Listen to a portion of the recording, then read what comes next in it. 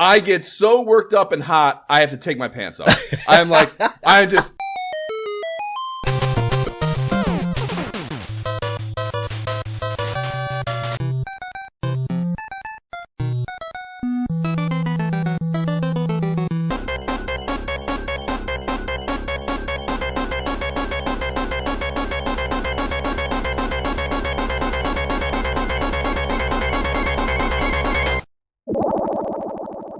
This is the Imperial Scrolls of Honor podcast.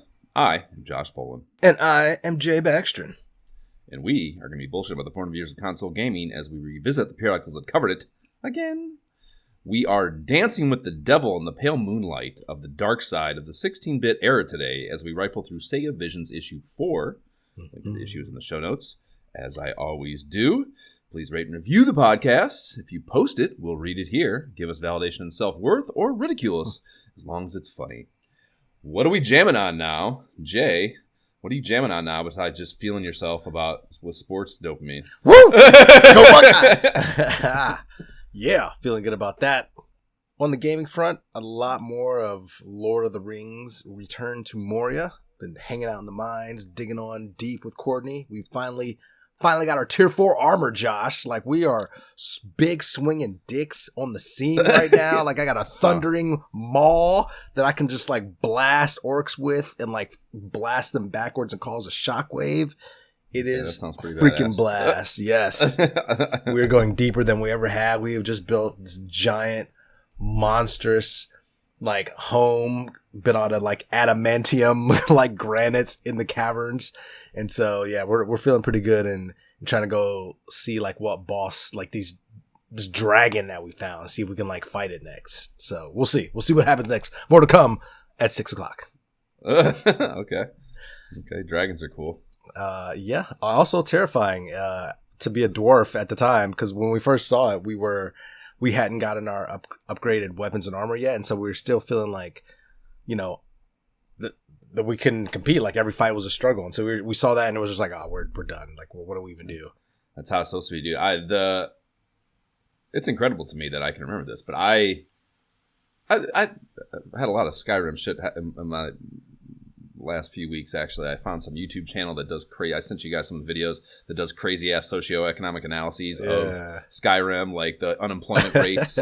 Yeah, I posted on our Facebook page, so if this piques your interest, but you can go on there. But it's like the fucking unemployment rates in all the cities, and like he does these things where he goes into games and examines like all the river tributary, like where the water sources begin, and just how the fuck the water currents work in the world. He's done it for Zelda. He's done it for fucking Skyrim. He does shit for all the like the big open world games. Some of the Fallout games.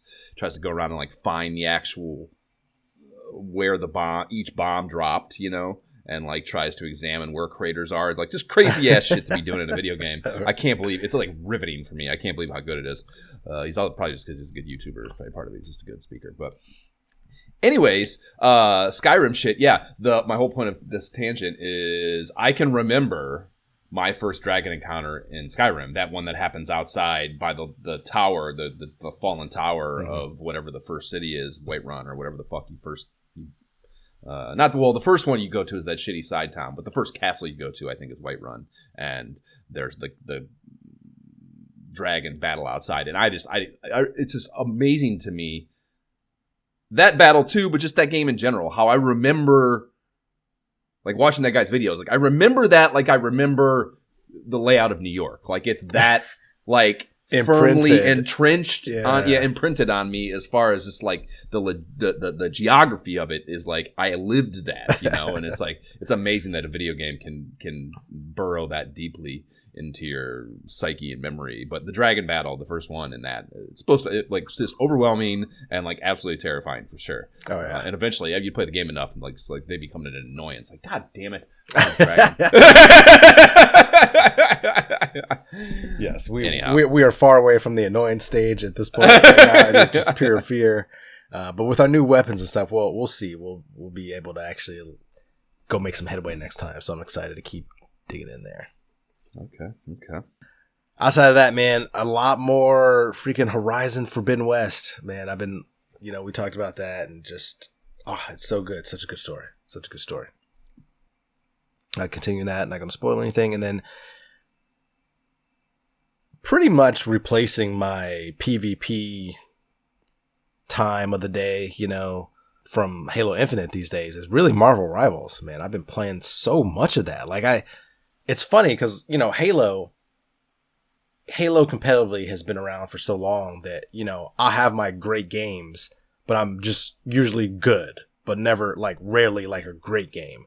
But with Marvel Rivals, I'm just killing. It is great. It's so much fun. As amazing as it is to say, there are probably fewer people playing it. As amazing as that might be to say. Well, relative to Halo, it's just. Well, yeah, Well, people were playing Halo and had years and years to master, but this just came out, so everybody's just trying to get good together. But right now, oh man, it's so good, and they just added the Fantastic Four. So Reed Richards and Sue Storm just came in there with updated sweet ass looks. And when I get to my X-Men quest, don't let me forget a Fantastic Four point. Okay. Oh man, I can't wait to hear that. On that topic. Yeah, it's fascinating.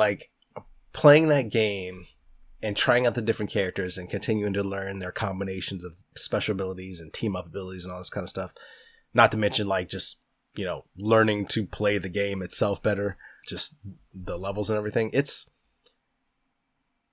It has me wanting to really get into the latest comics, the latest current run right now. Cause I used to follow certain YouTubers, but now I can't because they're talking about the current stuff and I'm behind. So I'm I can't even listen to you, unfortunately, anymore. Oh man, that's deep. I'm a sicko, Jay, but that's some sicko shit too.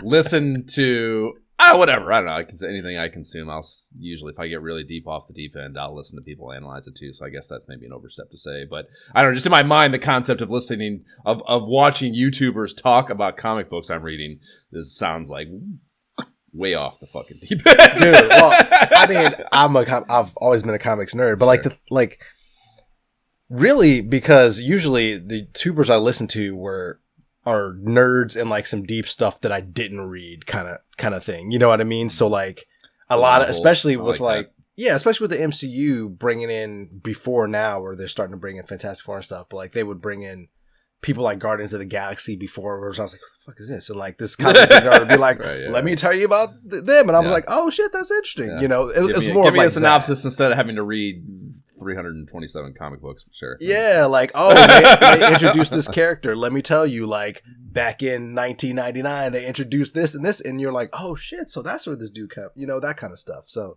that's really what it is. But it's almost like when you watch your favorite football team, I know you know how this is. You watch your favorite football team, they kick ass like you want them to. The next day, you want to read shit about them. Hell yeah. Tell me, you know what I mean? It's kind of like that. You read a great comic and you're like, oh, what are people talking about? And people are like, oh my gosh, did you see? I can't believe he did that to Mystique. Right. It's kind of a similar thing. Nerdy for different subjects, Yeah, sure. But yeah, so I'm just a cunt, Jay. It's fine. But yeah, long way of saying Marvel Rivals is really fun, and yeah, it definitely gets your PvP blood going for sure. Right. Yeah, those cheap ass gamer guys still talking about it, so they're like my pulse on flat screen gaming current events. Yeah, it's funny because I actually saw another YouTuber post something the other day. I don't remember if it was Destin or I can't remember who it was, but they were saying pretty much Blizzard and the makers of Overwatch should be very concerned because Rivals is just eating their lunch. People are just playing, and it is it is super popular. I mean, with that IP being the core of it, good. Yeah. If they actually build a good game around, that IP as the core, I mean, I don't, whatever. I clearly don't have any fucking. I'm the last person that should be talking about, but I don't see how those fucking battle arena games can keep up with that. And I understand that they license everything too, but it's not built around 50 years of lore. It's just dickheads with skins, so I don't know how that competes in my mind, but like I said, I also don't even have TikToks. And so, like, I clearly am not on the same wavelength as a lot of the motherfuckers playing those games. So, well, I mean, if I put it like this, if you take pick your favorite kind of gaming genre, whatever it is, you know, if you take that and then marry that with like one of your nerdy favorite IPs together, it's like, oh, look, right. Perfect. It's kind of like that. Like if you're into like battling PvP, that kind of thing, you know, these MOBAs, whatever style, I don't even know what you technically call this, arena battles, or you've had any kind of like affinity of them, and you like the Marvel characters, you know, sure. And it's really well done. It's hard for me to stay away from. Amen. Yeah. Outside of that, man, just playing some Ninja Turtles, some Shredder's Revenge, with the boys. You know, we got all the extra random characters like Mondo Gecko and Karai and all these other characters now. So tertiary characters to the game. Just going back in there, we've beat the game. You know, it's kind of just more like, hey, we got more fun Ninja Turtles because they're into the cartoons now as well. So we can always play some Ninja Turtles. Completion and shit. Are they still dropping new shit for it, new characters and stuff? Or? Yeah, Okay. I really wish they would come up with some new levels, but it's mainly just new characters. Yeah. But I actually heard there's a new Turtles game out. Now that you mention that, also 4 players, so I kind of want to get that. It's actually on my list to buy. But that's it, man. That's pretty much what I've been up to, man. What about yourself? Still playing that Beyond Shadowgate here and there, so that's still an ongoing thing. Very sporadic, but it's very much just like, it's such a, you know, flat screen, point and click. It's like a chill experience when, like, can't handle the rambunctiousness of these other things that I'll get into here. Yeah. We want to just fucking chill out. But the big thing, I'm still playing Behemoth, and man, that game, one, I've come around, like, it's good. I think I'm on a full-on recommend with it now. I'm okay. You know, even completionist and the shit out of it for sure. I actually went through, like, you know, it's one of those things where, like, I've done it in a lot of games, I think, when I really start to like it, I'll, like, cool off and take a step back and, like, go back through and, like, completionist things. And, like, it's on the idea of, like, I tell myself, right, like, my conscious choice of it is because we got a completionist. I got to get all these stupid little fucking power babies. Mm-hmm. But I think there's some subconscious undercurrent shit there of just, I don't want to be done with this yet, you know? Mm. And I see the end coming, and I don't want to be out of here yet. So I think it's a conscious and a subconscious two-pronged motivation to do these things. But I did that last weekend with this. But anyways, the big thing with this, and just like I said the first time, it's the boss battles. It's built around the boss battles. And, man, these behemoth things that you fight, like, even just the encounters that you have, they do a great job of, you know, you get like these shoulder brushings with the behemoths before you get into the battle. Like, you know, they're huge. So, like, they don't even notice that you exist. Like, they're doing something, or, like, you know, in the second one was battling like a whole battalion of dudes and just smokes them, you know. But you're like a bystander with that can watch that happen, you know, because it doesn't even know you're there yet. And, like, a lot of stuff like that. Like I'm in the third act or whatever now, and, like, it's this big lumbering motherfucker, and he'll just come walking through and just fucking waste towers and stuff.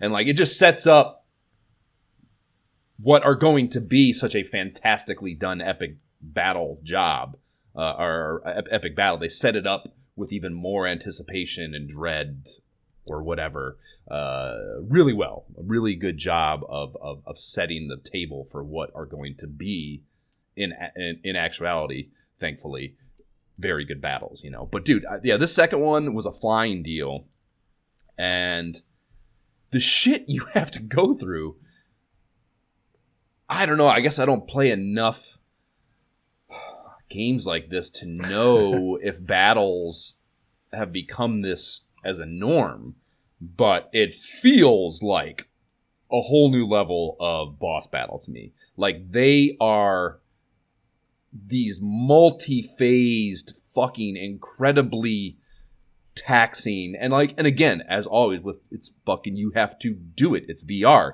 It's not data input on a controller. You are actively having to, like this one, you have to you battle it. You're on like a top, on like this rooftop thing, and you battle it for a while, and the first phase of the battle creates an opportunity to climb onto it, and it takes off and goes into flight, and then you are like climbing around on it, trying to kill it in the air while it's flying and trying to knock you off and shit. And again, you are there in it, Jay. It's happening. You are fucking high above the fucking kingdom, fucking like crawling around on it. When it takes like hard banks, you gotta like grab on and hold on to shit and like stop what you're doing, you know? And then when you finally are like towards the end of the battle, it's dying, it's flying, it's plummeting towards the earth, and you were trying to finish it off, and like that is happening around you. It's just fucking dude, unbelievable. What? That sounds crazy, dude. Dude, it's so high octane, bro. I'm doing this second one, dude, and like I'm wearing sweatpants and no shirt while I'm playing the game, standing in the living room, right? Mid-battle, I get so worked up and hot, I have to take my pants off. I'm like, I just strip my fucking my sweatpants off and throw them to the side, and I am battling this thing in my skivvies because it's so much hard work that I can't have pants on for it. That's like, great. It's so fucking heavy, man. It is so heavy. It's so good. It's so good. And like, yeah, I'm inching towards that third one now, and I just know it's going to be off the fucking chain. And I'm sure there's probably, you know, a big boss battle after that. Big body. What the fuck was that? What was I trying to say there? Big body. Big baddie, maybe it was in the back of my mind. Whatever the case. Yeah, so that's still going on. It's so fucking good. And I will probably be a little bummed when it's all behind me, because it is those battles are something else. Dang. All right. Yeah. And the other thing that I'm hot and heavy on, we just got into looking for co-op things, and we found, it's called Cookout, a sandwich tale. It's what's behind me now. It's Overcooked. I mean, dude, I mean, it's just a concept for a game, so I guess you can't, you know, trademark or copyright that. But it's like fucking like remarkably similar, like direct ripoff of Overcooked. Like, I can't believe it's. You're saying it was inspired by. Right, precisely. Heavily inspired by. But it's from Resolution Games, which are the people that made Demio. So, okay. Yeah, okay, so, you know, they're they're great, of course. They're fucking phenomenal. And there's a lot of like little fun overlaps. The narrator from Demio, that woman, is the narrator for like the game. Really? So you get a lot of that. There's a lot of little cosmetic callbacks you can get for your avatar. As the guy, you can see my little pug next to me. Fucking that dinosaur outfit was expensive as fuck, but I wanted it so bad, and it was so worth it. Oh my god. Not real world expensive. I didn't spend any more money. Oh, okay. I was gonna say, oh man. But yeah, even that, I think I want to say the game was only $20, maybe $19.99. I want to say, so it's not expensive. I mean, it's not, you know, it's not Behemoth or fucking Batman or something, but still, $20 seems kind of cheap for how much we're getting out of it.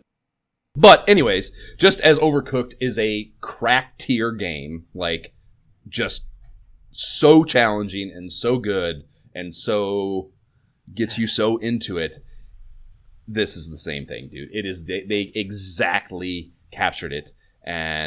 But you're doing it by yourself though, right? Because it's VR. No, this is multiplayer. You multiplayer, dude. So Amy and I play together. What? And yes. Oh. And just in the same way that Overcooked can lead to a dissolution of a domestic partnership, so can this. It's fucking so goddamn good. And you get so pissed off about whatever, you know, shit. And so it's Cookout, a sandwich tale. So it's all Sammys. You're just making sandwiches. And like, thank God, I don't know how the fuck you could switch to like, make some sushi now. Oh, really? That seems way simpler though. Way simpler. Jay? It sounds like way simpler because you're thinking data input on a controller playing Overcooked. If you have to make the sandwiches, Jay, you have to take the shit out of the fridge. You have to chop it. You have to cook it on you have to cook it on the grill. You got to wash the dishes. You got to fucking deal with the fucking little prick raccoon stealing ingredients. You got to fucking Jay, you got to wait for the other because you don't have all the ingredients. The other person has it's divided up. So the other person has, there's usually some cheese. Is she throwing you stuff, or you just go handing each? You don't have to throw stuff. Okay. I guess you could. Some of the achievements are to like throw the ingredient and have it land and make a perfect sandwich. Because that's the thing too. Ooh. You can't like a lot of the objectives are. You can't just have a sloppy ass sandwich falling over on its side. It's got to be like done right, you know. Not even just in order, but just done. The shit's got to be placed properly. Wow. To make it a perfectly stacked sandwich, and holy fuck is it hard. And yeah, dude, and like, you know, it takes time, of course, and that's the thing, that's what part of the like crack loop of Overcooked is that you know, it's this like round of 3 minutes, and then there's 3 of them, and if you fuck up any nanosecond of all of that, it basically blows the whole thing, and you got to do it over, you know. And it's so frustrating to be like almost have a perfect run of a very difficult level, and then the one thing goes wrong. You're like, fuck! It's so fucking good. Yeah, it's fucking a great game, dude. It is so fucking good. And yeah, I mean, you know, it's just the 2 of us playing. You can get up to 4 though, and like I can't even imagine what that's like. And like we're in the same room, so like I mean, you know, it is just. I guess we're not like you're in your same space, so yeah. Right, but I mean, like what I was like thinking I was getting at there was like I can't imagine having to play with. I guess part of it is like strangers for sure, and you can go into just lobbies and play with 3 strangers if you want, which is that seems insane to me. Yeah, like I'd be the worst. I wouldn't play Overcooked with strangers, like right. Yeah, I'd be the worst motherfucker ever in there yelling at people. So like. I don't know how good for the people that are chill enough about their lives and games to fucking be able to go there and do that and play with strangers. But yeah, you can play up to 4 in a lobby together, a private lobby together, and like that's got to be crazy, man, because you're relying on fucking Todd, throw the fucking ham on the like it's only having one person and everything having to be between the 2 of you. Is obviously a lot more organized than adding 2 more fucking unknown variables to the equation. And I imagine it scales in some way, shape, or form also as far as the difficulty and the number of variables per sandwich, blah, blah. So, like, it's got to just be fucking chaos to play with 4 people. But it's probably a amazing party game. Oh, I might have to go get that one, man. It's so good, dude. I cannot stress enough if Overcooked is even like on flat screen. Overcooked is even kind of fun for you. It's fucking perfect as far as like a VR expansion of it. Okay, it's so fucking good, and it's cute as shit. The fucking like it's all the avatars and shit. It's all cute as fuck, and like. Nice. You know, the people are like waiting over at the window for you to make the shit, you know, underneath the sandwich order. They talk shit. They'll fucking like, you know, it's really, really, really well done. Really well done. And they do a good job of all the, you know, you're getting different cutting boards, getting different knives, and all the knives look different. I think they kind of operate different. Like I have this battle axe that I got, and I feel like it works better than the other knives I've had. Probably a battle axe. but I mean, you would think that they would all, you know, I would expect them all to function the same and just be cosmetically different. But I feel at least it's whatever the psychosomatic or whatever that it is doing more for me, you know. So yeah, it's fucking really, really good, dude. So good. So playing the shit out of that when we can weather it, like I preemptively take my pants off for that game. I know I'm gonna sweat like a fucking pig, and my pants are just gonna ride up on me, and I'm gonna be irritated. So I just fucking take them off to begin with. Why dilly dally around? Why? Yeah, man. It's so good. That's great. So another one we found before that is called Programmer VR, and this was one I had heard about this somewhere. I don't know, one of the VR podcasts. I was like, oh, that sounds fucking cool, and I wishlisted it and whatever. Never got around to it, so it's been sitting on my wishlist for a while. I finally pulled the trigger, and it is a really cute and interesting game. You it's got a co-op angle too, which is great, of course. But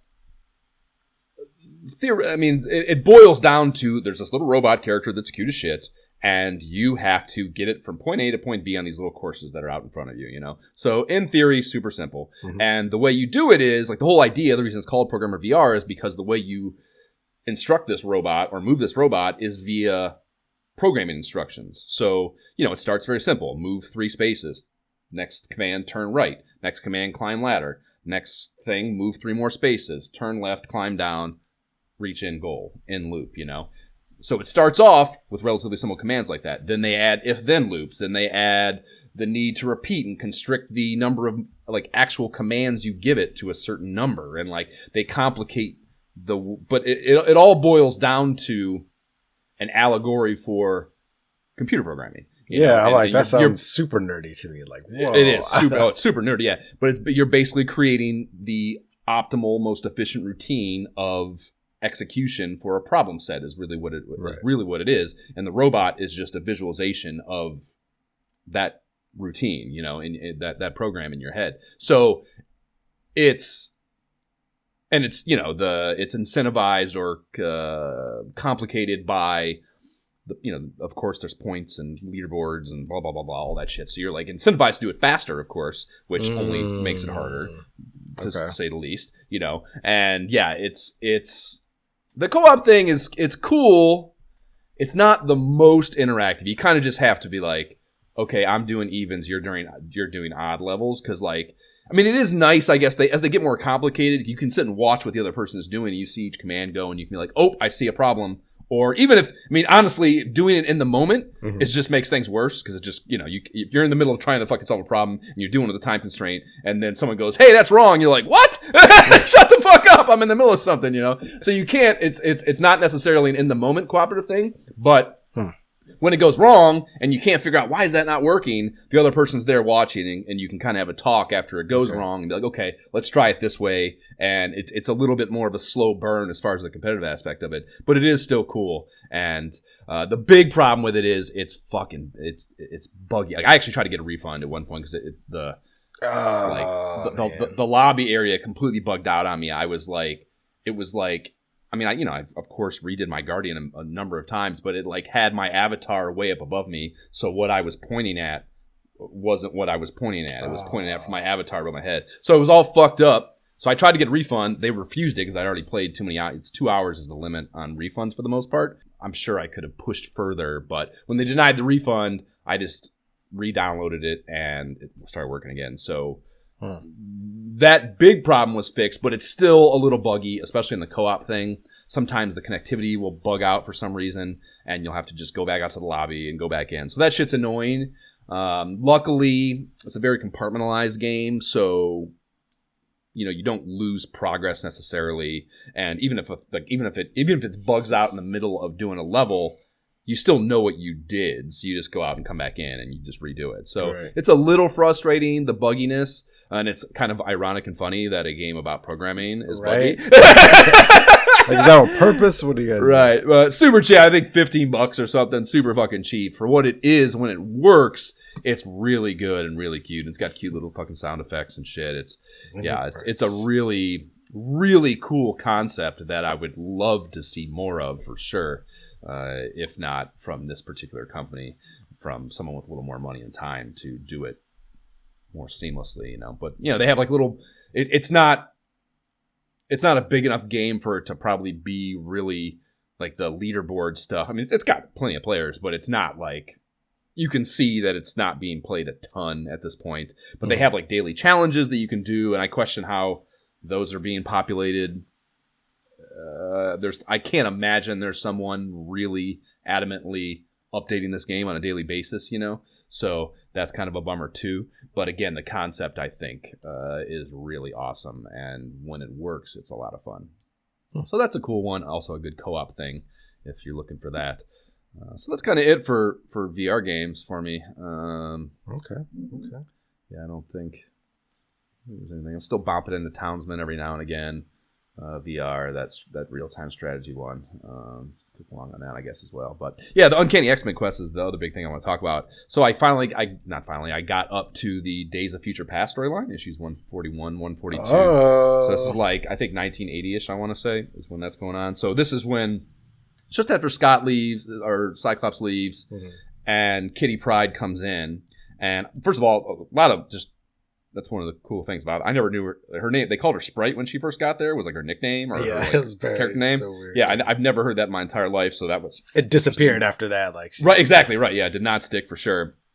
But and whatever. If you don't know this, what it's like. This is actually what the cartoon, the first couple episodes of the cartoon was this storyline. So fuck you if you don't know the story. But basically, she travels back from a dystopia in 2013 where mutants have been eradicated and the last few remaining are enslaved. And the future, the X-Men that remain in this timeline or whatever is just her, Storm, Colossus, and Wolverine left alive.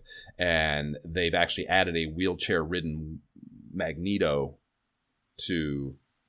as like part of the group / their leader or whatever. And then there's also one other chick, I can't recall her name, but I don't think she's prominent in the. Maybe she could be. She has a psychic ability. She might be the one that's always hanging out with Havoc in these earlier comics. Whatever the case. So it's them, and back in the present, the group is currently those four: Storm, Colossus, Wolverine, Kitty Pryde, and then Nightcrawler and Angel has came back right after Cyclops left, and after like the Jean Grey Phoenix saga fucking deal, and then Xavier, of course. So this might be a hot take, but I think that storyline is the first good storyline of the book. Like, that is a really good and interesting story. That for the first time, I didn't feel like I was kind of just like, I'm doing this to read all the comics. Like, I was reading and I was like, okay, I'm interested. I can't wait to read issue 142. That was cool, Yeah. So that was nice. And that includes the Phoenix saga, our saga that I feel that way about. That was also kind of ho-hum and a little bit cookie cutter to me. So it was cool to finally get a fucking story that I really liked. And yeah, I'm up to like I think the like high 40s, high 140s now, so early 81. And I know that Wolverine starts in 82, and that's always also been on my to-do list as far as like catching up. Like I started reading Wolverine probably in like the, I don't know, mid to late 60s maybe issues of his first line of them. So catching up on that has always been something I've wanted to do. So I think I'm going to start reading them in tandem, basically, when the newsstand dates line up, and those start coming in 82. So I'm gonna grab the first 75 issues of that, and start catching up on that as well, because I think, well, I don't think, I'll be curious to see how much thematic overlap or like how in line they are. If they started that as just like a tangent thing that, basically if it makes sense that he's doing this stuff at the same time, or if it's just like happening in a vacuum, So I'll be curious to see that. And of course, love Wolverine, so that's cool. Oh my gosh, man. Yeah, I mean, Days of Future Past, that's clearly movies made off of it. Like, it's inspired so much. Like that to many people, that was like, oh my gosh, we got to like pay attention to the X-Men, like from that kind of story going forward. There's that shot of like when they're talking about who's dead, and it's just like all the fucking headstones of like Nightcrawler, Xavier, and all them. Like a really cool shit. Yeah, just a lot of great art too, of course, dystopian, whatever cool stuff. Yeah. Sorry, you were saying? Oh no, I was just going to ask you what your point was about the Fantastic Four you mentioned earlier. Oh yeah, fuck, good. Thank you for reminding me. So it's fucking weird to me how much they talk about the Fantastic Four like they're the greatest thing since sliced bread. Like that, they do it a little bit with the Avengers too, but it's more justified with the Avengers because Beast defected or whatever. Yeah. He's over in the Avengers, so the overlap with them makes sense because Beast is still popping in here and there, and that's really cool too. Actually, I love that. Like, even though he's an Avenger, like his history lends him to, when things get fucked up, they'll call him and he'll come do and help out shit. And sometimes, like, I think it might have been during that Days of Future's Past shit where that he was like, in the Avengers mansion. He was like the one stuck on night duty or something, watching some monitors or some shit. And they were like asking him to help, and he couldn't do it or something because he was fucking had some other shit going on or something.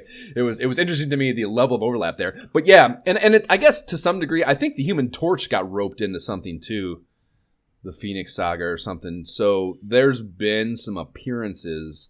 There's a lot of that period. I feel like there's a lot in the last, I don't know, 20, 30 issues where they're trying to like make this a universe and get you buying other books, you know.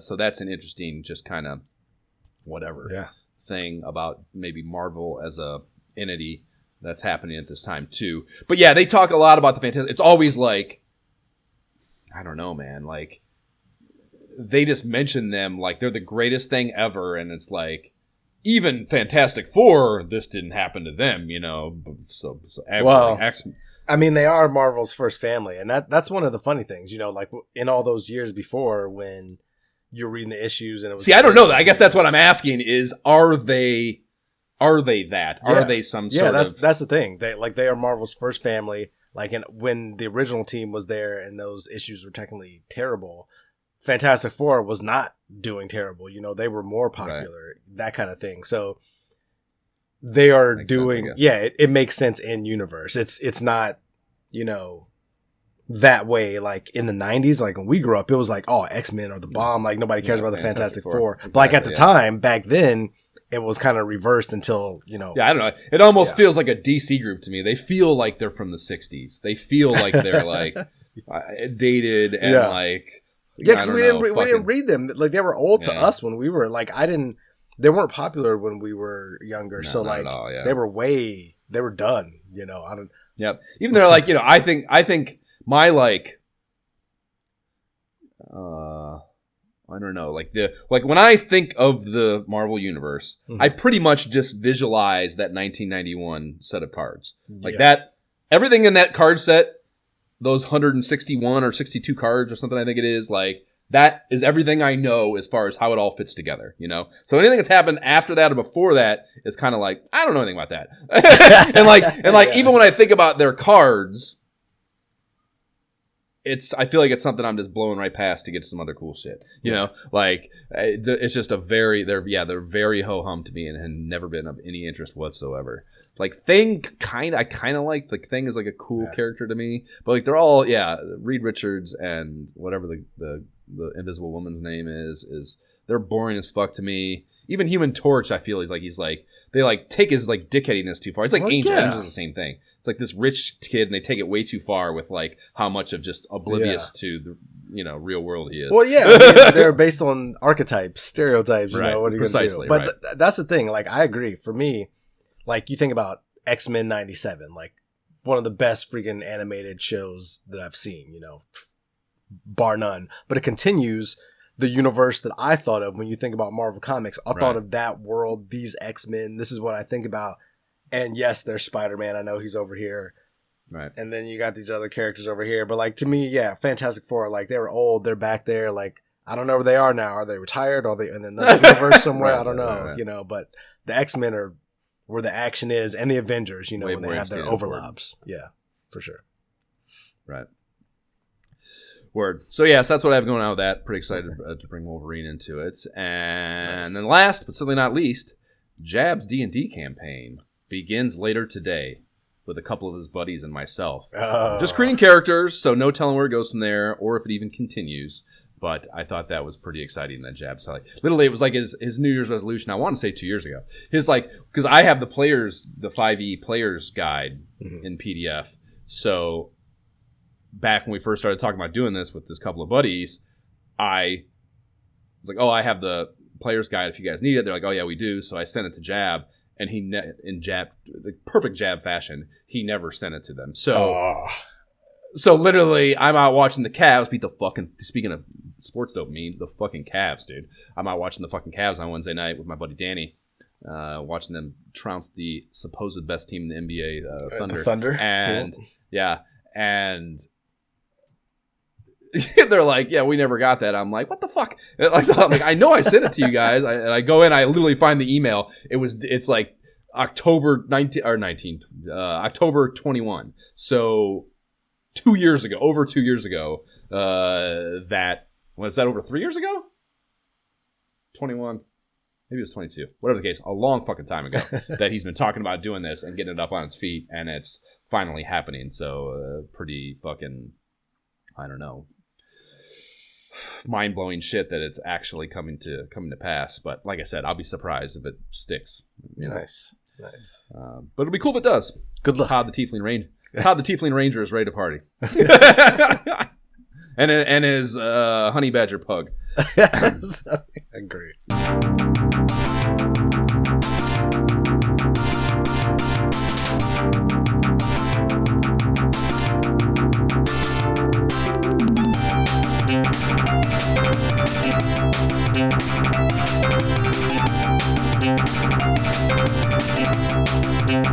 That is the Seaside Front Round 1 from Airbuster theme, bringing us into this issue of Sega Visions, and that's a very interesting cover, very on brand, don't you think, Josh?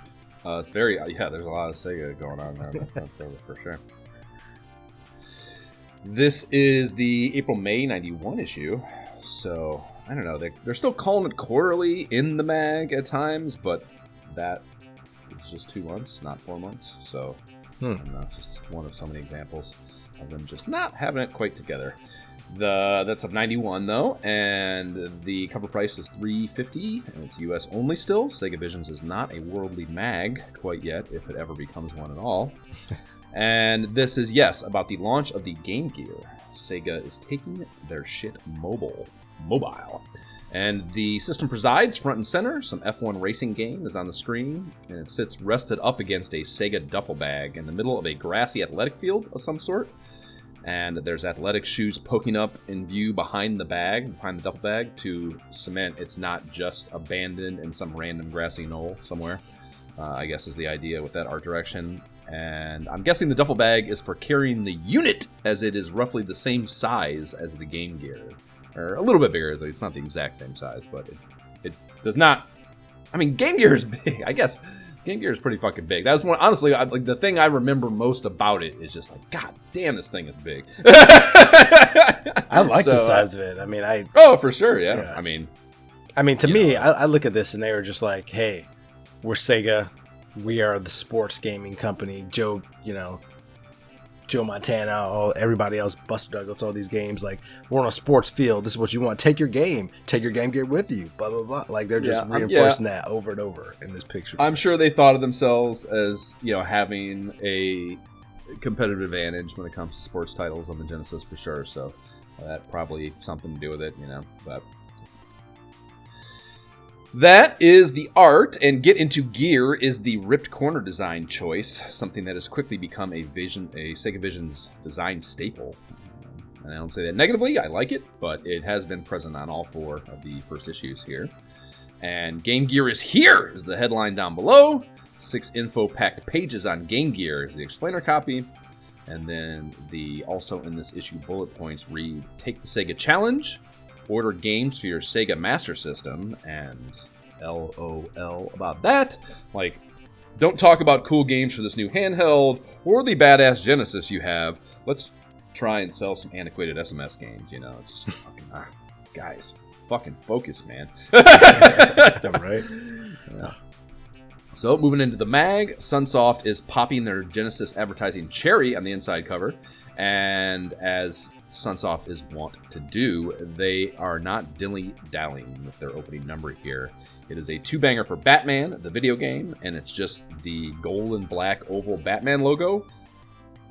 From the first Keaton Batman films, and it's sprawled across the staples like a Playboy centerfold on an all-black background, and the words, the video game coming soon, down below. Like, no screenshots, no pitch copy, no nothing. Just Batman, that's all you need to know. I mean, with how good it is on NES, I'm like, was it good on Genesis? You would hope at this point. You would think it would be even better. Yeah, it comes out the 27th, and I don't believe I've ever played it, and I bet it's fucking great, because it's Sunsoft, and it's Genesis, and I bet it's fucking great.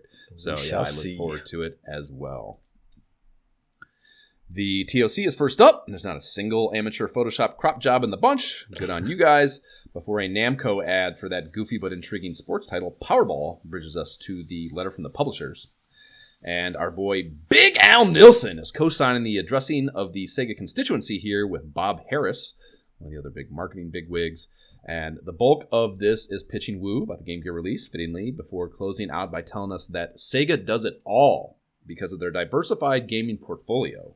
The 8-bit SMS, the 16-bit Genesis, and now they've officially added a handheld. And to their credit, I would say, as far as that little Sega does it all shit goes, their hardware is superior on two of those, the SMS and the handheld, and they are vastly ahead of Nintendo on the 16-bit timeline.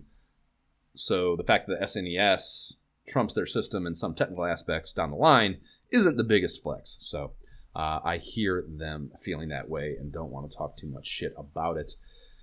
A couple ads for already visited and disappointed by titles. Sage Creations Crackdown and Razorsoft Stormlord. They stand between our sticky Christmas stocking candy fingers and a two-banger from Sega that is delivering on a pathetic promise made by the final cover bullet point titled Ordering 8-Bit to Go. And it is a direct mail order, whatever system or fucking business they're launching here for the hot titles you can order for the Sega Master System menu, or from the Sega Master System menu. Right. And they have 9 titles here. They are the system's bangers for the most part, so I guess that's to their credit. Super Monaco GP, Golden Axe, Joe Montana Football, Castle of Illusion, Psycho Fox, Columns, Moonwalker, Aerial Assault, and Paperboy. The prices range from $19.99 for Columns up to $29.99 for Golden Axe. So Atari type prices on that, at least. They're not expecting fucking $60 for these games, which is good. It is still surprising just seeing them push it out there. I mean, unless they're just trying to. It's almost like making them backwards compatible. Like, hey, get these. Well, get them now. You say that they do have the power converter. You can. We'll talk about it later. I think maybe in Game Doctor or something. You can play these games on a Genesis. So I guess that's one thing to couch too. I got another couch coming up too about all the shit talking about this, but anyways, back to the prices here. They have a weird ad, like, it's $19.99, $20.99. They do have a 26 even price for a number of them, and it's the only price point that doesn't have the 99 trick drizzled on it. And I don't know, it's just some weird ass Sega marketing shit. Or, I don't know what's up with that, why that choice was made. And then they have 4 more that are teased as coming soon: Strider, Spider-Man, Shadow Dancer, Pat Riley Basketball. And operators are standing by since retailers are kind of telling us to go fuck ourselves with this system. That's just kind of what I read out of that. Yeah, they're like, if you're not Nintendo, we're not stocking your shelves. Like, what? No? right, yeah. On the 8-bit front, anyway. Yeah, for sure. It's probably a fine business idea, and I guess this is probably their best avenue for letting SMS owners know that it exists. But it is still such a bad, confused look for the company's direction, I think. Yeah. They do at least have they got themselves a good 1-800 number. So you got to credit them for that. 1-800 USA Sega is a good 1-800 number. And that was like, I don't know, I see that and like, it's obviously pre-URL and that's what it is. It's like, can we get, like, it's always funny. I guess what I'm really angling at here is it was always funny to see a company that couldn't nail down like just what they would want for that 1-800 number. And you could just like see them kind of like having to fucking take a concession on the number that they got, and like it doesn't make exact sense. What either that or just it's like they couldn't even, it's like they couldn't figure out a 7-letter thing to make for the letter, so it's just like 7 word, or like whatever, like they couldn't fucking do this. I don't know. Yeah, it was always interesting to see how well a company could pull off packing their marketing into a phone number, into a 1-800 phone number. Yep. Can we get 1-800 Sega for you? No. Okay. 1-800 Sega for you? No. No for Sega. Right. Yep. Sega exactly. 1 2 3 4. Like something. Yeah. Yeah. So that was a cool little fucking, I don't know, thing of the times that you couldn't possibly grasp in a modern day sense if you didn't live through it. I don't know. Yeah. So again, the kind of couchings of talking shit about this. Thinking a little bit more about it. I mean, like, it could be argued that Atari is doing the exact same thing right now. Oh, for sure. Supporting old systems, the 5200 and the 2600. And the problem with that is that I think it's a losing argument to say we're emulating Atari. I mean, I guess you maybe you don't know how badly Atari is failing right now. That's much more of a looking back hindsight thing, perhaps. But yeah, it's definitely not a good thing to be emulating Atari at this time. And The thing that occurred to me was, like, I guess I'll be very curious to see how graciously Nintendo lets go of the NES. You know what I mean? Like, because I know, like, you know, I started thinking about it, and like they do that rebrand, or not the rebranding, but the redesign of it with the top loading iteration that looks kind of like an SNES. So they probably not so willingly let go of it as well. So that, you know, it might be, we've talked a lot of shit about this, and yet this all started to kind of dawn on me that maybe companies didn't know yet that we were moving forward continuously, you know. Yeah. To them it was all just product. Yeah. That wasn't a generational yours is slightly better, but yeah. Right. Yeah. It wasn't a ongoing generational thing yet, and they viewed it like, we just need to keep selling all this stuff until people stop buying it, you know what I mean? Yep. So X amount of million people already have this system. They're going to want to keep getting this. Yeah. Exactly. Stuff for it. So you know, maybe Sega's not so fucking close-minded or whatever Luddite here to be trying to do this with the SMS, but them doing it first, I guess, exposes them more to criticism, perhaps. We shall see. The mailbox is next, and Brad Humberg in New Lenox, Illinois is maybe my 1991 snail mail burner account. He is writing in to say he, too, has been on the Atari 2600 to NES to Genesis gaming warpath to date, and that he likes gaming magazines enough to want more of theirs to support his habit and validate his priors of defecting to the dark side for the 16-bit era. His letter reads, 40 pages isn't enough for all the Sega power that you print. Also, could you make the mag a monthly publication? And my favorite part of that copy is that he calls it a mag and not a magazine. Right. Good on you, Brad. And then the editors reply with a bit of a bummer, saying they'll keep sending him free quarterly issues at the current size for the time being through the end of the year. So it's not going to go monthly anytime before the end of 91 is what they're saying by replying that way. But that they do end it with a tinge of optimism by saying, who knows what the future may bring. Right. So... sorry, Brad. Business has to be a lot better for us to start. Yeah, I gotta do it. We got to sell a lot more fucking Genesises before we fucking make this thing into a real deal mag. And then we have Emery Stewart in Baxter, Kentucky. Can't find SMS games in his hometown and is wondering if they know a mail order place he can score them. And boy, do they ever, Emery. Yuck with this placement on this letter. Right. Yeah. Fuck off, Emery, you fucking AI person that didn't actually write that letter. Right? Yeah. How many of these letters were real people at first? That's the question. Yeah.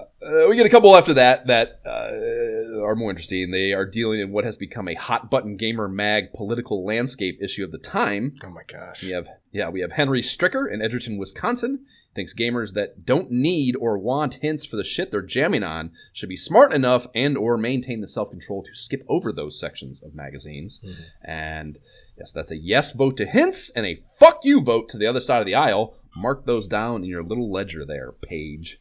And then the other letter on this topic is from Dina Hamer in Candor, New York. And they have even more interesting things to say on the topic, explaining that she's been in the Sega game for 4 years now, 3 on the SMS, 1 on the Genesis, and after putting in that kind of time, it should be respected that she is a budget-conscious gamer. She is appreciative that they kept the mag here, Sega Visions, free, for 1, so she points that out. And then 2, since the hint line is no longer free, it must have used to have been a 1-800 number, I guess, maybe, or something. But toll free, yep. Yeah, so she says because that's no longer the case, hint books, and I think she intends that to mean and be synonymous with game tips in magazine, calling them hint books. But she says these save gamers a great deal of money on their phone bills. And as someone who got their ass whipped for 1-800 Spider-Man stuff on their phone bill as a kid, I relate to this perspective. So you concur. You concur. Yeah. Nodding quietly to Dina's letter here. She is sure to tag on some of her own political opposition, Barb. Shit at the end. She says, if some, and there's some you people energy in her some there, I think. But she says, if some gamers think them unnecessary, no one is forcing them to use them. And then she wraps up shit on a heater, letting them know that ISOH Game Up alum Ghouls and Ghosts was an absolute banger and that a sequel is much needed. Okay. So, yeah, Respect. The Imperial Schools of Honor podcast endorses all of your viewpoints, Dina. Respect. Yeah, keep on keeping on. A guy that writes in giving himself a fucking nickname, Geoff, Bad Lad in Croton, Hudson, tells them to get their shit together and get a rating system for games. And he wants the whole shkabo, too. He tells them to employ categories that would exactly emulate GamePro's categories. And then he goes on to explain that they need a data box with the release date, the company, the price range, cart size, and number of levels as well. So he wants them to hurry up and rip off the other mags now. That's exactly how it read to me, too. I'm like, dude, what? Okay. Yeah, let them fucking employ some little bit of fucking creative voice of their own, dude. Yeah. But I hear wanting it, and, so I support that. But his angle's kind of funny. And he confidently adds at the end that he's sure that many of their other readers will agree. And then the editors reiterate that it is coming down the pipe, thankfully, because that was mentioned in the letters to the editor, too, I think, or letters from the editor. So I anticipate by next issue we could have that, and that is fantastic, because then I'll be able to... I did a redesign of our magazine rating data stuff and have it all prepped and ready for Sega Visions numbers as well. So I'm excited to be able to start comparing all that stuff in all 3 mags. And yeah, I sent you guys a text for it, but I found a way to normalize. I came up with a formula to normalize the percentage differences, like the mean percentage differences between GamePro and Nintendo Power, because GamePro tends to rate numbers so much, or games on like a higher, like if you were to do it on a 10-point scale or overall percentage or whatever, they're much higher than Nintendo Powers. So how do you compare those, whatever? And like I found a way to like find the mean up to date in all their magazines to date, and then it kind of normalizes to one number. They compare across magazines. So nice. The data analysis never stops over here at ISOH HQ. A full pager from Kaneko splits up the mail. This is bringing us a February Flying Shmup drop called Airbuster. And Jay, how has any Flying Shmup not sending you a free video glove after purchase lived with themselves since this precedent was set in this issue? It's the most logical marketing decision ever, dude. Flying Shmup, badass fighter pilot glove. Like, it's just so easy. It's so I didn't know I needed a glove until I saw this ad. Now I need something. It's fingerless, but it's got a twist. It's got a thumb on it. Like the thumb is not fingerless. And that is a very smart design decision, because Nintendo thumb, or Sega thumb if you want it, is a real epidemic in 1991 that needed to be addressed. So not only does it make you feel badass just aesthetically with the fingerless thing, but it also has an ergonomic functionality to it that improves your gaming life. So, it's super cheap to make. It's fake ass leather or something, I'm sure, so just the most logical thing ever to... They're like, you're going to need this. Here you go. Yeah. So good. So good. And this got me thinking, Jay, did you have any fingerless gloves as a kid? Do you have fingerless gloves now? I guess maybe also. I have not ones with a thumb. I have some workout gloves. Sure. Of course. No, yeah, of course. But I honestly haven't used them in probably a decade. Once I started CrossFitting, because they were in the way, so I just tossed them. So now I don't even. Okay. Yeah, they're in the gym bag if I would ever need to bring them out, but I just live with the calluses these days. Yeah. I've always been fine with the calluses. Gives me an activity to cut off my hands at times. It's kind of I get a little bit of a weird kick out of, probably. Yeah, I never had any as an adult, but I did have them as a kid. I remember getting this LA Gear Kids workout set for Christmas when I was maybe 7 or 8. Yeah, 7 or 8 years old. And it sure as shit came with a set of those. They were black pleather, all the fingers cut off, thumb included, as well as the back of the hand, so like a half circle the back of the hand there. Yeah. Did they Velcro? Did they Velcro? Yep. Snap Yeah, they had a little vote so they wouldn't fall off during your intense baby nut workout. Yep, 100% of Velcro straps. They said LA Gear was stitched in them across the knuckles. Nice. So. Yeah, very, very nice. And yeah, I remember those and these little probably 2-pound dumbbells stuck around in my toy cache for a number of years. Way past, weird how long I kept, also a jump rope, I remember. Weird how long I kept them, because they, were not, I don't know. I didn't even use them to actually work out. Just kept them around. Because what else will you do with them at that point, Yeah, I don't know. It's just something, I don't know. Something about them really appealed. LA gear. I did have a lot of LA gear until I got my pumps. My Reebok pumps in 4th grade was the first time I kind of went like trendy with my shoes that I can recall. And I think I had a lot of LA Gear situations when I was younger than that. So LA Gear was like a brand that left my little infantile mind. Oh yeah. I had a couple pieces, but they were just a brand that was all over the place for sure. Like, ooh, we're cool. You want our stuff. Ruse and LA Gears.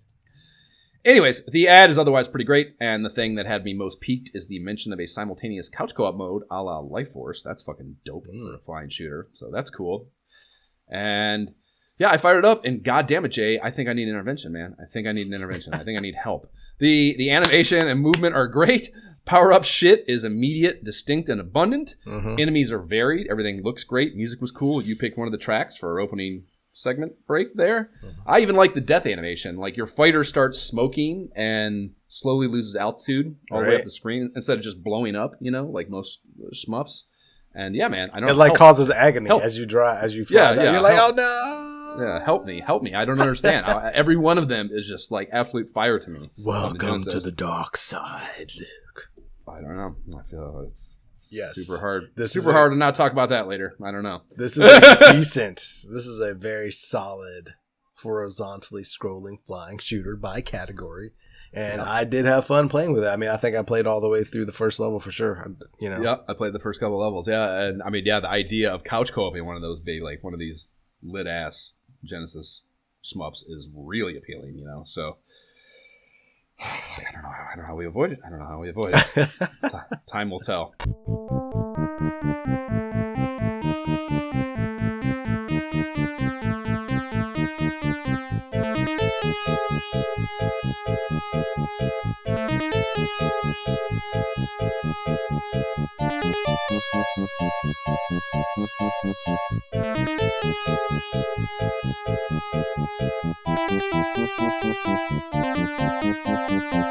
That track is Licensed to Bubble from James Pond, the Underwater Agent. And the 7 Genesis features launching us into the middle act of the issue are equally divided between previews of summer release titles and games on shelves now. From the previews category, we have an arcade port of Midnight Resistance that comes out in June. They compare this to Rambo 3 and Dynamite Duke, but it looks like a better comp would be, if they weren't scared of the Big N at the time, would be Contra, I think. Right? I was confused. Like, I looked at this and I was like, oh, I read it and I'm like, all right. So I went to like download it. I'm like, why isn't it? Oh, it's not even out. Like, that was very disappointing. Gotta do the homework. Yeah, there's both a horizontal and a vertically scrolling shmup. Shoot 'em up. Shmup. You control a badass 80s jungle war guy, and actually love their genre verbiage of the feature. If it moves, destroy it games, is what they say. Nice. It is in line with. And then we get our first look at Sega's Boss Hog, Sonic the Hedgehog. Finally. That will be dropping in June. And yeah, they fully realize, reading this, they fully realize the magnitude of what they're creating. Like, much of the two-banger is worded in a way that pulls no punches about what they think they're about to drop on gamers in a couple months here. And it will become an IP that will live on to this day. My son just got a new Sega game last week or a couple weeks ago for his birthday. So excited. A Sonic game? Or Sonic game, yeah. Oh shit, is it good? Oh yeah, he freaking loves it. It's a one-player like Sonic Shadow. He was so excited. He was like, finally, like he's been wanting this game. So many of them. Like that series is. Well, they were so bad for so long that I'm excited to hear that new ones are coming and that people like them. Oh yeah, I haven't played a new one forever. I guess I would like to. They explain some early levels here, the speed of the gameplay, and then tease that a full 6-banger review will be in the June issue of the mag to accompany its release. So that is very exciting for sure. How much have you played Sonic, J? I don't think we've ever discussed that. I played it a decent amount. I mean, I didn't, obviously not having a Genesis growing up, I wasn't, I didn't just like sit there with it for a long time. But I played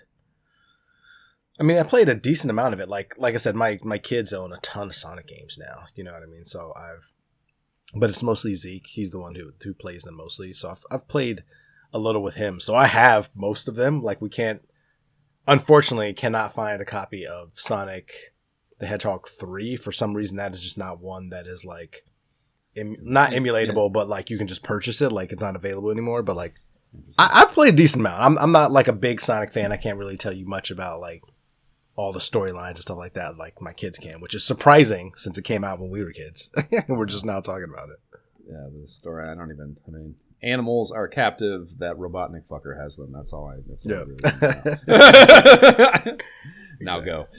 Yeah. I'm pretty sure I've talked about it, but like I can remember, much like I was talking about Skyrim, I can remember like the exact place in my life, like the room I was in when I first saw Sonic on a TV screen. Oh yeah. The Genesis for the first time at all, and then Sonic on a wow, TV. It's like that, huh? Yeah. Okay. Okay. Jabs, one of Jabs, like one of his aunts or something. I was over there, and I remember this whole day actually a lot because my dad had just taken me to buy Shadowgate at Toys R Us.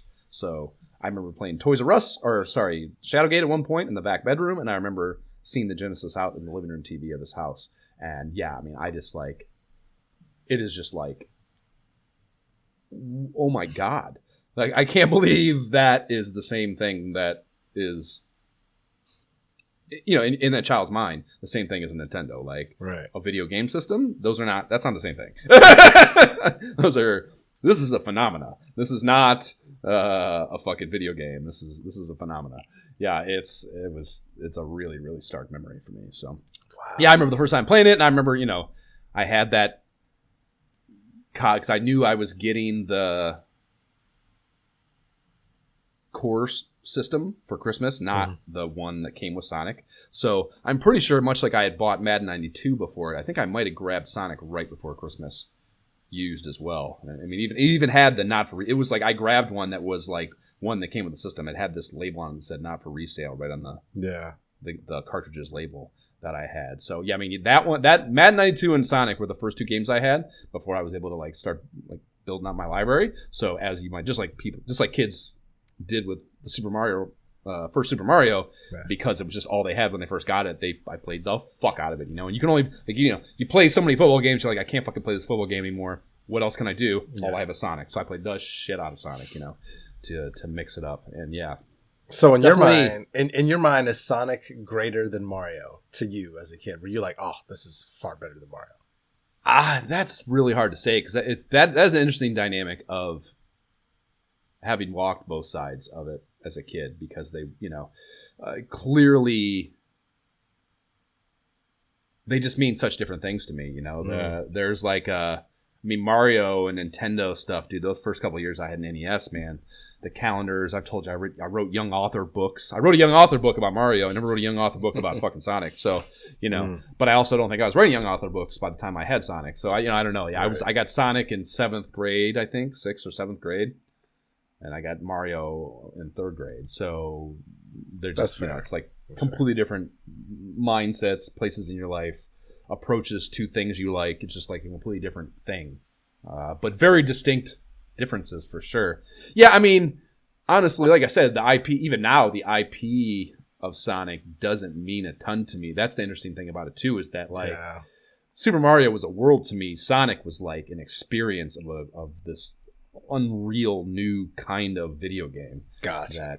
That was really, really just, I don't know. It was more of a technical impression on me, more so than like a story or a game, So yeah, as a character, probably less, I guess, as a result. But as much as like playing the game, like there's no doubt in my mind I had more fun playing Sonic in 6th grade. It was 6th grade actually. I remember it was David Camargo I was hanging out with.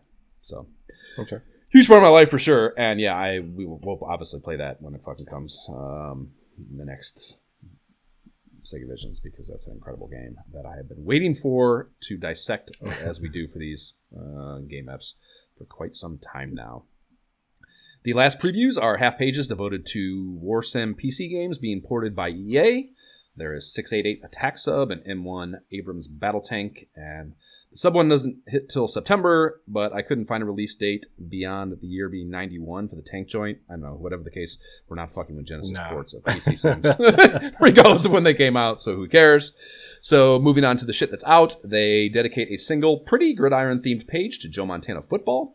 This has been out for a while. It's a fine football title, but both it and the first Madden just aren't doing enough to jingle my bells to get me standing for a game up on them.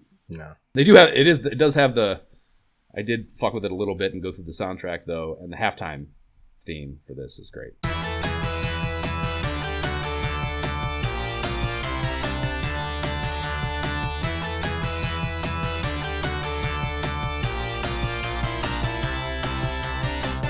But yeah, we're not going to play one of those. We'll wait till the next editions of those before we start dicking around with Genesis football game. Well, no, that's a lie. We played Cyberball. Yeah. So never mind. I retract my statement. We've already been down that road. Yeah, so we can hold off. That's another reason we can hold off, I guess, maybe. Next is a 1.333 repeating pages on Rastan Saga 2, dropping via Taito in May, and this is, just like ISOH Game App alum Rastan 1 on SMS, is a fantasy-themed hack-and-slash platformer arcade port that is basically Conan doing Conan-type shit. And that first one, even being on the SMS, was great in my opinion, and I have a nostalgia soft spot for the arcade version of that. I used to play in some laundromat on occasion as a tot, so I got a lot of affinity for this IP. I didn't even know that there was a sequel. I was super excited about that there was a Genesis iteration of the IP. I had no familiarity with it firing it up, and I assume you played it, yeah? Yeah, of course, man. First of all, I really like the graphics and the art style here. It plays like a slow-moving, clunky kind of thing, like clunky arcade game, but but it's smooth at the same time. Like, I like the sprites, like the way he holds his weapons differently when you get different weapons, and like I just really like that. So I played it all the way through, completed round 1. And that's interesting to hear you say. Actually had a good time. You know, like I said, it seemed clunky but smooth at the same time, and yeah, a lot of variability with the enemies. I don't know, man. I kind of liked it. I wouldn't be miserable if you put a gun to my head and made me play it. You play it, yeah. Yeah, I fired it up, and the lack of any title screen music or opening cinematic had me terrified that it was going to be a complete piece of trash. So that was not a good table setter, and it's funny, like you were like fucking oscillating that whole time, and it was the same thing for me. I don't know if it ever actually got better, but I did play all the way through the second boss. To Medusa, so maybe I enjoyed myself. I'm not sure. So anytime, the controls and animation are kind of stiff for sure. Yeah. The music is sparse and limited, but there's a lot of really cool fantasy enemies. I thought the enemy stuff was very varied, and there were some cool weapon power-ups those first 2 rounds. Did you get the Wolverine-like claws? Yeah. Yeah, and then a big badass sword at one point. And I don't know. Sword. Yeah, maybe not great, but maybe playable. And maybe there ain't fucking much in this issue if we aren't going to play a shmup, so maybe we play it later. That's spot on how I felt. I was like, maybe. Right. And then the last one dropped this month, a Sega-developed and published supposed RPG called Fatal Labyrinth. And the description makes it sound like a one-player Gauntlet, a 30-level fantasy-themed dungeon hackfest, but the screenshot does not look very Gauntlet-ish, so time will tell. I fired it up, and the opening title art is really badass. A castle coming rocketing up out of the forest via perspective shift on our POV, and then they pan down out of that to get to the game start screen of your little dude in his village. And this is a full-on, real-time RPG, like action deal, like very kind of Zelda-ish, I would say. And you're picking up armor, you're scoring potions. I was quickly trapped in this room, getting murked by like 5 things. Immediately, yeah. Yeah. Oh, yeah. It took me I had to like fully die and like come back, start over again to like wait a minute to get used to the controls. Like where they were very. I didn't. Plus, the enemies like move around you and move behind you in different patterns, so it's almost like you got to lead them away from you if you don't want to fight them or get the right positioning. But I don't know, man. It took me a couple times. Like I said, it took me a couple times to die. Once I figured out, like, okay, I applaud you for showing that perseverance because I died and I was like, I'm all set here. I was originally like just going to say, forget it, I'm done. Like, this game sucks. But I was like, there's got to be something because it does say that the game is challenging here. So I was like, okay, there's that. Like, I know it's challenging, and I'm immediately turned off by this at all because I can't. But I wasn't like even hitting enemies at first, so I knew I was just doing something. Yeah, and that's what I mean. But you Would really you just equip use the something, direction. or? Yeah, you have to. First of all, you got to go stand over everything, hit A to like pick it up. Then you have to like go to your other screen and equip it.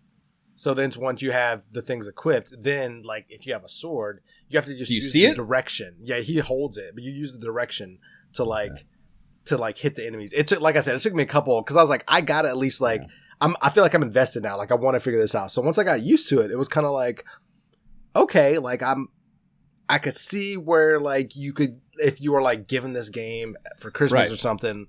That's exactly what I have. Like I wrote down, might have been appealing in 1991 with limited RPG options available to a Genesis enthusiast, but I don't think there's much here for us. No, the controls are just so like, nah, man, that's no thanks.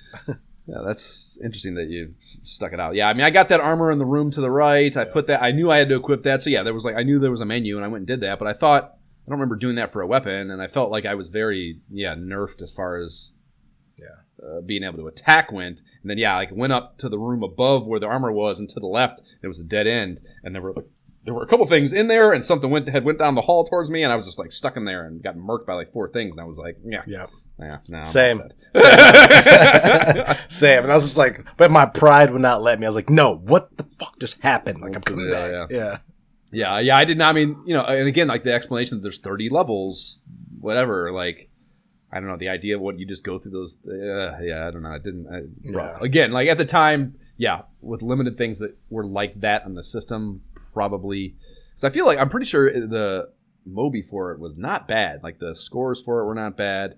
But I wouldn't be surprised if you got used to it, because like I did eventually. Like I said, once I got used to it and realized I had to equip everythk, I'm like, okay, this is how I actually attack. Use the direction. If there's a menu where I have to equip something, that's halfway there for me as far as like all you need to do to get me in. But the problem is that it was not like you couldn't like pause, go to your menu, like because if I went to my menu and then equip something right after I got the menu, the enemies were moving towards me again. So it was almost like you didn't really get a break when you were trying to go in. I would have to like quickly move through those to like prevent the enemy like from coming at me, and so there's too much that would annoy me to have to like play this old games trying to give you fucking Advanced Dungeons and Dragons Edition 2 hard rules or impose those. The thing of the time. I don't know. It's probably not doable these days. I did not put it on our side quest yet to be quested list. Good. High Point is next. Only 6 scores spread across both Genesis, 4 of them, and SMS, 2 of them titles. And we have 0 Ohio representation, sadly, so there will be no Ohio geography lesson. Lord Disciples, I know some of you are sad about that, maybe just Jerome. And the lead Lord cartographer usually goes off on pretty bad mead benders during non-Nintendo powered mag apps anyhow, so it probably wouldn't have been a very well built out Ohio geography lesson, even if we had done one. That's fair. Our lead cover feature, a 6-banger on the Game Gear, comes screaming at us next. And they start with, Sega brought the arcade experience home. Now they're taking it on the road. Da-da-da. And below that headline, clever art direction has the Game Gear unit sitting on like right on the middle of a broken center line of an asphalt road. And with that same Formula 1 racing game on the screen as the cover image, logically. Mm-hmm. And they dedicate the bottom third to rallying off all the tech specs of this little bundle of joy. These read, incredible color, displays 32 intense colors on screen out of a total palette of 4,096. It's got a backlit 3.2-inch diagonal screen. It's easy to use day or night. Easy to use and see day or night. And then it has sharp 160 by 146 pixel detail. If you put something on your screen that was 160 by 146, it would be smaller than like your pinky nail. It's got stereo sound, plug in headphones, and let her rip. Has 16 kilobytes of video RAM for incredible power, so on and so forth. And takes hella batteries. Batteries. Yeah. No shit. You got to get that battery pack thing fucking plugged out the wall. Totally kill your mobility. The opening setup in the copy is all about tapping into the things about a compact gaming unit with mobility could provide, starting off by painting a picture of a kid in his room late at night under the covers gaming away. And it's not explicitly stated, but certainly implied this is happening unbeknownst to the parental figures. Yes. It reads, "It's late. The house is dark and quiet. Everyone is all tucked in. It's nice and peaceful. Except in the room at the end of the hall. There, under the covers, in the dark, a customized Formula One cars screaming into a deadly curve, burning up the racetrack. So yeah, he's staying up after fucking bedtime, just like Jab and I used to do, and fucking playing video games when he's not supposed to be. This is your fault, Sega. You did this. You caused the generations to break. I learned from watching you. Yeah. Another great passage that tries to fix what ails all kids. Not only does the Game Gear release you from the tyranny of an electrical outlet, it lets you play whenever you want. Like when the TV has been taken over by your baby brother or your parents, or when the power's going out. And yeah, if you give them what they need, not what they want, you'll become a very, very rich individual. Yeah. Can't argue with that. And they get into the specs further for about a page, then turn to the software. And there's some ports we're familiar with, Castle of Illusion, Columns, and Super Monaco GP. And then a handful of titles I'd never heard of. There's a couple of platformers, Psychic World and Revenge of Drancon. And a fighter jet shmup, G-Lock, and then what appears to be an RPG, Dragon Crystal, and that's a genre I do not think of as having much to offer on the Game Gear. It would be cool if I was wrong about that, and there were some cool-ass RPGs on the Game Gear, so I look forward to seeing if that took place or not. I don't believe they ever made any Phantasy Stars for it that I know of. But not the hottest starting lineup, but I mean, I'm surprised they even started with Columns. Like that to me feels like a copy the Game Boy situation. Yeah, completely. Exactly. That's really? Exactly what it is. They want. Dude, Columns is great. It's a great fucking game. So put it on fucking. Bro, don't act like you don't like fucking Bejeweled. Don't act like you don't like Bejeweled. Yeah. Revisionist history. Can you imagine if they could have launched this with Sonic as the game? Yep. Very different for sure. And that, I mean, honestly, that's whenever the fuck I first got to play a Genesis, which I remember, Game Gear, and I'm pretty sure that was in Ted's dining room for some reason or another. It was playing Sonic on a Game Gear. So yeah, I mean, I didn't even get access to one until Sonic was out on it. So that probably speaks all you need to know about its ability to kind of cut into the Game Boy market share. A full pager for a new Genesis title from Treco. Street Smart bookends the Game Gear goodness. And their tagline is, to be the man, you got to beat the man. It's the tagline they choose. And original, I think. Haven't heard that before, right? It's a pretty clear one-on-one fighting game. Proto-Mortal Kombat Street Fighter-ish. So I did not have a lot of optimism about fighting games. Or I do not have a lot of optimism about fighting games prior to the aforementioned. But I fired it up anyhow. And the box art is extra amateur-ish looking. Oh my gosh. Seeing that during the download process did not provide encouragement about what I was getting myself into. So I played it. All right. Tell me your thoughts. Yeah, look, man, this game isn't great. The sprites are way too small. Not forcing the fighters onto the same horizontal plane the whole time makes for a lot of that double dragon strategy where you're only trying to pop all it was. That's what I was playing the whole time, the lineup game. Yeah. So you're trying to pop onto the opposition's fucking thing just as you're going to hit them. The structure is a little weird in that you have lives you can lose without the fight ending. Yeah, that wasn't clear to me at first. And I was like, oh, wait, I'm still alive. Okay. But the enemy does not have that. That's only a human player thing. There's no combos. It's just punching, kicking, jumping. But this is an interesting game, and I think I had fun playing it, dude. There's skill attribution building you can do, so... You are given a handful of points to distribute across life, power, and defense meters for your dude after fights, right? There's a simultaneous two-player mode where you take turns fighting, and I didn't go down the road of it, but I'm guessing you eventually fight each other as well. It's the only possible endpoint to that, And the fight locations look pretty fucking great. Very detailed, varied. The crowds looked good. And they might be small, like I said, but... The hero and the opponent sprites look good. I thought they were cool, and they changed. They were very different. And like the fighting styles of the opponents were distinctly different too. They were not at all the same, so that was cool. There's great sprite art after the fights, like the victory thing with the beach babes and stuff was all very cool looking and well done sprite art. So there's a lot of good shit. And I think the thing that really I was like, holy shit, what is this? Was did you the gambling? Take it? Yes. What the fuck is going on there, dude? Like, you win money from fights, so there's an economy at all, and I don't know if you can spend it on anything. I didn't get down the road. I didn't see. I played through Fight 3, but I didn't see you could spend it on anything yet either. Yeah, so whether or not that happens, it could very well just be points, so whatever. But at this time, points mattered, so that has some value.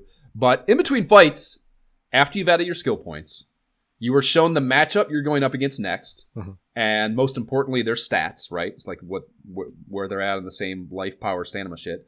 And then you go to a menu titled Gambling Mode, where you can place a bet out of your money that you've earned on either yourself or the enemy. Yeah! So, yes, and there are different odds. So if you bet, you can win more money by betting on yourself or whatever. It changes, you know what I mean? And I didn't fully fucking, check it out, the two-player mode, but I bet you can bet against your boy that you're playing with or your brother, more fun, So the idea, it's just peak sibling rivalry bedroom drama of you're gonna get your ass whooped and I'm betting on it. You know what I mean? It's fucking, that is really fucking interesting to me. And yeah, I don't know, that is just a really cool thing that I can't believe I haven't ever seen before. You know what I mean? So with something that outside the box, even if the rest of the game, even if I hadn't had fun, I would be piqued by this and say it's worth just looking at, you know what I mean? So the things coupled, the fact that I actually did end up enjoying myself, yeah, man, I don't know. There was just a lot going on that I also played through, I think, the third fucking fight. At least the second for sure. I might have lost the third one, but I played it. I did not just get halfway through the first fight and fuck this, Yeah. Even with just that punching, kicking, jumping shit available to me, I was still kind of having fun doing it, So yeah, I don't know, man. I found the manual. I was so what the fuck is going on here? I need to know more, especially about the two-player stuff, that I went and got the manual, which I never do for the game master. Oh, right? I went and found the manual. You're sucked in. Dude, it's so bad. It's an absolute joke. It's 6 fucking pages, bro. And nothing is explained. Fucking nothing. Oh. Yeah, so you just have to trial and error your way through it. Or maybe read some FAQs, I guess, is probably the way to understand everything about it. The user base, I'm sure, has written one with far more explanatory verbiage to it than the fucking manual had. But yeah, I don't know.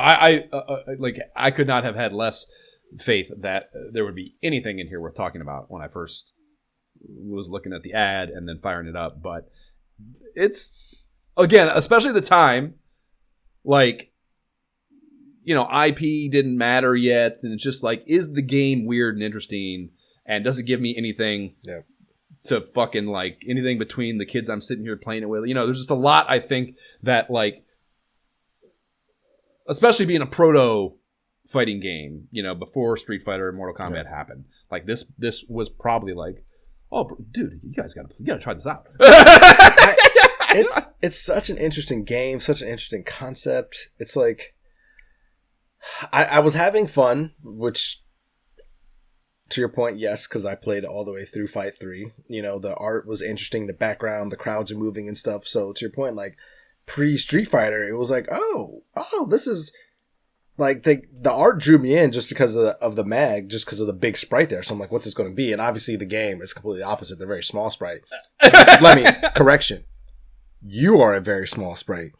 My Fight 3 was against a big ass dude. And so it was fun, but I was going to say I'll grab the instruction manual, but since you said that doesn't tell you anything, I would have to do some other things, I guess. It's almost funny just how comically useless it is. It's hilarious. Yeah. Actually. I mean, I guess why even bother to print it? my only concern is when I got to that fight, it was hard.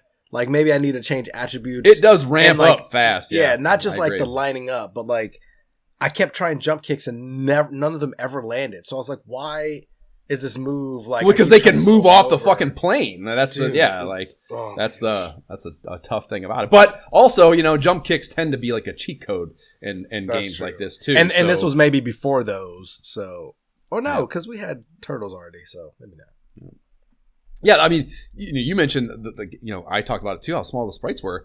I happened to chance into some demos, and I watched one where the sprites were way bigger, and they seemed to be on the same plane of movement too. So while that never happened to me while playing, there's something going on in the game where that changes even. There's fucking something that, I don't know. It's insane to do a game map on it, I think. I think it's fucking insane. But I think it's a title that everyone should probably take a gander at if if game history is interesting to you. I think it's a game that is like a set piece for, I don't know, it's like the missing link, like they talk about, you know what I mean? Like the missing link between fucking Double Dragon and Street Fighter 2. It's something, one of the data points in there. That's pretty fucking interesting. And then, the gambling stuff is just insane. Just the fact that it's called gambling mode at the top is hilarious to me. Just a very, I don't know, of the times thing for sure. After these messages, we'll be right back. What's the hottest 16-bit video game system with true arcade games, great graphics, real challenge, stereo sound, and the hottest library too, with games like Altered Beast, Golden Axe, Super Hang-On, Forgotten World, Space Harrier 2, Revenge of Shinobi, Tommy Lasorda Baseball, Buxton, Last Battle, Arnold Palmer Tournament Golf, Super Thunderblade, Zoom, Thunder Force 2, Ghouls and Ghosts, Mystic Defender, Rambo 3, and more. Genesis from Sega. Genesis, the new generation in video games. That's one of the early U.S. market Sega Genesis commercials from 1989. Pretty sure I've used that one before, or maybe there was a couple from that campaign. But there aren't a lot of fucking Genesis commercials from this early era, so cut me some slack. And that game list they go through is essentially the full library they have been putting for us, or using for us, or giving to us as the third page for the big black text on white background 3-banger Genesis ads. They've been running for pretty strong in the Game Pro issues of late. I didn't recall noticing that before, that it was just like, I don't know. It must have been like, this is our library, put it everywhere. So we are starting off with the Party Line, their third-party developer dedicated feature. And there are a ton of announcements and talk of new developers coming on board in here.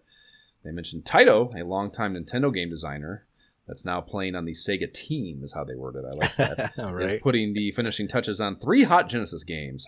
Segaia, Space Invaders 91, what the fuck is that? And Rastan Saga 2 that we talked about.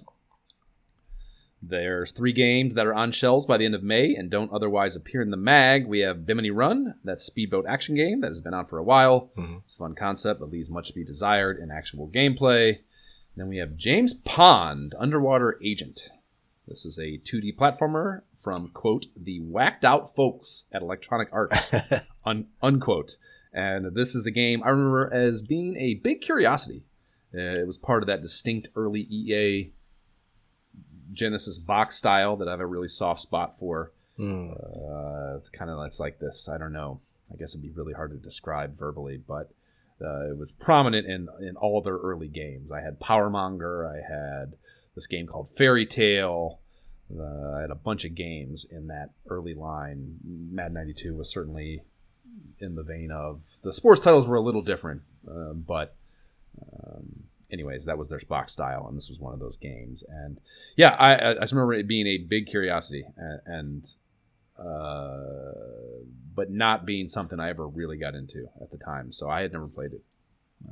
You fired it up, I presume. You Yeah, I mean, it's one level. One level was enough for me. I made it all the way through the first level.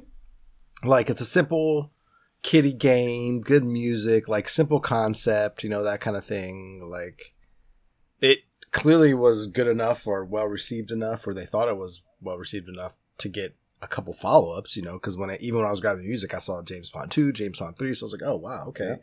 So, dude, but it's a 7.4 on Moby. It gets a 7.4 on Moby, which is pretty fucking high. Yeah, not too shabby. I mean, don't get me wrong. If I had a Genesis and Mom rented that game for me, like, I probably would have played it. Kept playing it. Like, all right, next level, let's go. You know what I mean? If I have my choice, yeah, I'll try something different. But it's not a bad game. Yeah, I thought it was interesting that they immediately set the tone with a parody of the MGM opening title card, the one with the lion roaring, everyone knows about. They have a cute little James Pond there, and he roars instead. He's got like Pixar. As far as what he is, he's like this Pixar-eyed fish type creature. Yeah, I just thought that was a cute opening. I don't know, thing that lets you know what you're getting yourself into. It did a very good job of conveying that, I think.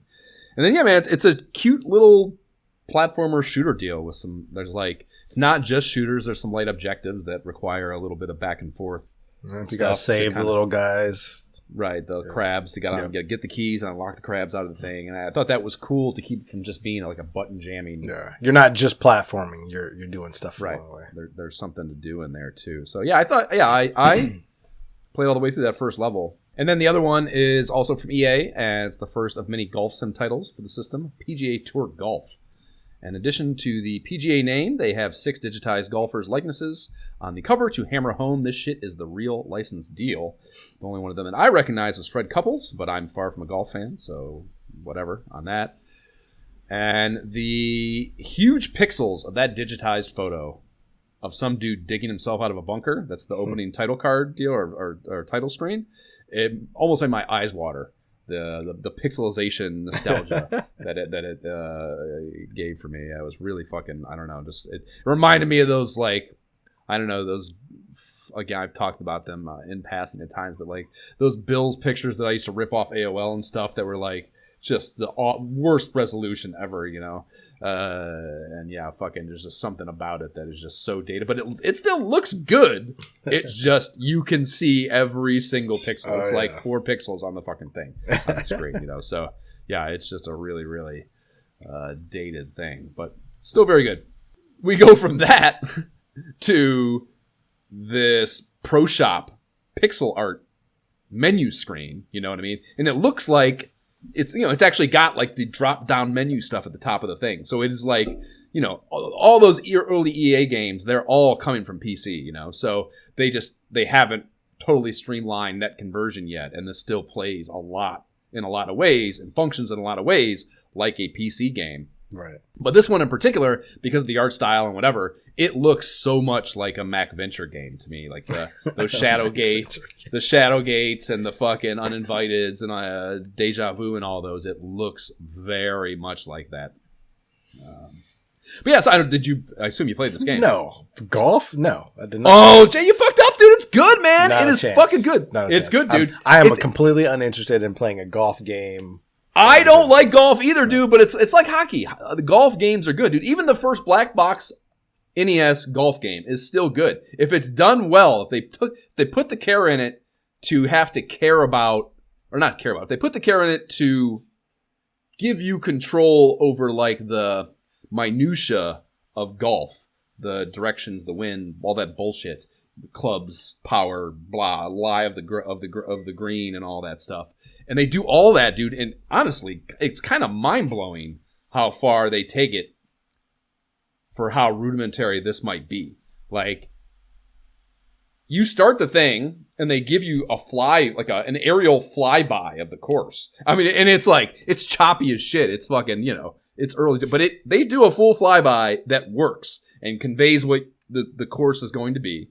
Mm-hmm. And then, I don't know, man, like when you are approaching, the shit they do is wild. You hit the ball, and then it like cuts to the vantage of where the ball's going, looking at your golfer, and you watch the ball fly through the air and come to you. And then when you are in a distance where you're hitting for the green, it gives you this topography view of like the entire green and like where you want to be landing on the green to accommodate for the roll you're going to get after you land. Like, it conveys all the information that you want to have to make educated golfing decisions in the game. And I don't like golf either, but I'd play the fuck out of this for a game. It was really fucking good. I played a few holes and I just was blown away by how much depth they put into it. I expected this first one to be a trash fire, you know? But yeah, it was fucking good, dude. It was really good. I mean, they even as they're doing the flyby, there's one of the dickhead pro golfers gives you their like fucking, you know, take on the course. Or what? Yeah, like this rough fucking idea of how to approach this particular hole. You know, it's like it's really well done. I think for again the first golf game, and this is like all their sports titles.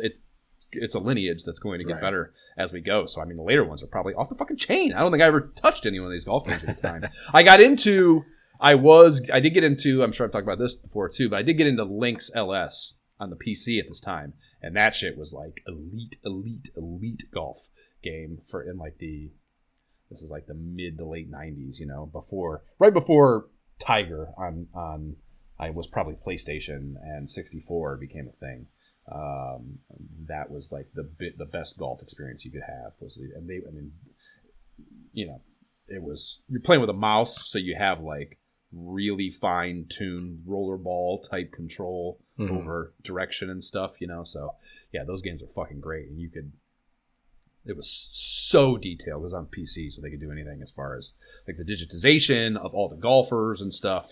It was fucking off the fucking chain, good golf game at the time. So this isn't that, of course, but it's pretty fucking good for 1991, I think, for sure. Nice. So you missed out, Jay. I'll tell you. Oh, darn. Missed out on that. Golly gee willikers. I'll check it out next time. I strongly anticipate it being in Game Pro, so I think you'll have the shot, or the motivated shot, I should say.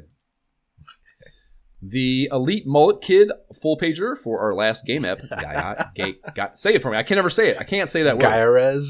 Gaiarez from Renovation Products carries us to their Master System review, their token Master System review. It is a 2-banger on Ghouls and Ghosts. And this has been out for a while now, since October '89, and I was eager to see how vastly superior it would be to me and Jab's first game app ever, the NES port of this fucking game. And my good God, I was talking to you guys in the chat. Oh my God, is this so much better than the NES iteration, dude? It's not quite arcade Genesis quality. It's not quite that. What is that? Ghoul? I can't ever remember the difference. Ghouls and goblins, whatever the fuck it is. Whatever the follow up to is on Genesis that we did a game up on some time back. But it's damn close to arcade quality, I think. And yeah, it just doesn't look anything like an 8-bit game to me. Again, thinking like maybe it is just the 1986 no less NES port.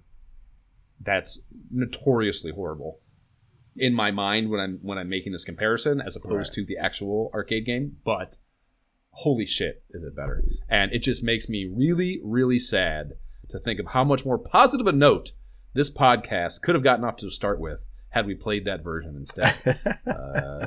Because it fucking, oh my God, it was fucking good by comparison. So yeah, I mean, I don't know. You haven't played that one. It's like an iconic game, and I kind of feel like it warrants conversation for a game app. Even though it's a game we've already... Have we done that? Have we done... I don't think we have. Yes, we have. I don't think we've done... Well, we haven't done what? Well, we did Strider. We did NES version, which was crappy. That's not. They're completely different games, though. It's not the same game. It's not just. It is the same game. What do you mean? It's not the same game. It's not the same game. What are you talking about? Strider on NES. It's the same IP. It's not the same game. The game on NES is a Metroidvania. The game on Genesis is the arcade port, side-scrolling fucking action platformer. It's not at all the same thing. They're not even kind of in the same fucking realm. This is the exact same moment, and again, you didn't play it, so it's not the exact thing, I guess, maybe that we could get if you had been, or you had played it. But it's the same moment to moment everything. It's just better, looks better, controls better. Did you play it? Perhaps. I didn't put it in our notes. This is still Ghouls and Ghosts, and I'm so over this franchise. I'm so over all of those games. Really? We gave it a double blessing. The last one we gave it a double blessing. Yeah, we gave it a double blessing, but like that doesn't mean I want to go back to that franchise again. Like it was never a franchise I liked in the beginning. Me either. So like thoroughly understanding that yes, like the game may deserve a blessing, but that doesn't mean I want more of it. It's not a franchise. and a genre and an adventure that is like, ooh, I'm gonna go on that again. Like no part of that of me wanted a follow up, unfortunately. Yeah, I don't give a shit about the IP either, and I didn't have any affinity for it as a kid. But I would rather play Street Smart. I'm just saying. I'd rather play Airbuster. I'm just saying. That's these are all arguments that we can have here very shortly. Heated debates. Their uber fun game, Wizards ad. They want you to cut a part out of it, hang by your phone, and a crossword puzzle I enjoy seeing the Zoom dude on. Then take us to the Game Doctor. And the first cue is asking for an overseas feature that deals in things being released by Sega Japan, so we might know a bit stateside about what could be hitting U.S. shores in the future. And holy shit, does the doc clap back with some condescending shit in response to this, dude. He uses as a hypothetical example a Mega Drive AC adapter powered by hamsters to illustrate how fucking annoying he and Sega of America brass would find U.S. gamers writing in and asking where the fuck these things already out in Japan are. And it was just, I was reading this and I was just like, fucking not chill, bro. Not a chill response at all to this query, which is very reasonable, I think. Yeah, I don't know. The idea that you couldn't just be like, hey, it's in Japan. I don't know when it's coming here, but look at it. Here's what it is anyways, is... He's just basically like, nah, let me just break it down for you, bro. This is how it works. Like, it might not come here, so step off. Right, yeah. We don't want to hear your bullshit if and when it doesn't, so fuck off. Yeah, it was a very impassioned negative clapback, I thought, that was not necessarily warranted, especially as the opener. As the opener question, no less. They're just setting a negative tone here at the top, Game Doc. Fucking rein it in, bro. The next is a very specific cue about whether Ninja Gaiden was being ported over to the Genesis, and the doc shoots that down, but does say a bunch of other hot arcade titles are slated. And it'll never make it to the Genesis, the Ninja Gaiden, I mean. I do like how Doc tries to act like this person is talking about the fucking arcade game, though, and not the wildly popular NES game. Of course. Most every NES adorned bedroom in the country. I've never once seen the arcade title or arcade cabinet in any fucking arcade I've ever been in my whole entire life, I don't believe. So, yeah, they're talking about a Nintendo game, bro, and they want you to get this Nintendo game on the Genesis, not the arcade game. Get a grip. And then there's one asking when a CD-ROM Genesis add-on is coming, and the doc surprisingly does not throw the first letter in his face. I thought that interesting that he didn't, ride into this with the same tone.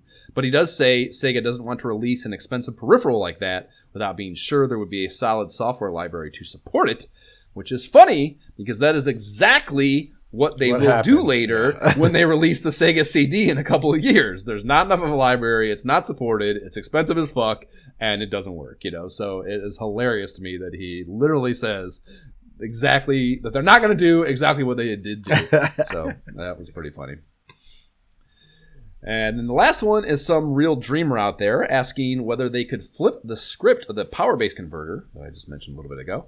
And the peripheral, it lets you play SMS games on the Genesis. And this person wants one that lets you play Genesis games on the SMS. And the doc basically replies, "Are you fucking insane, kid?"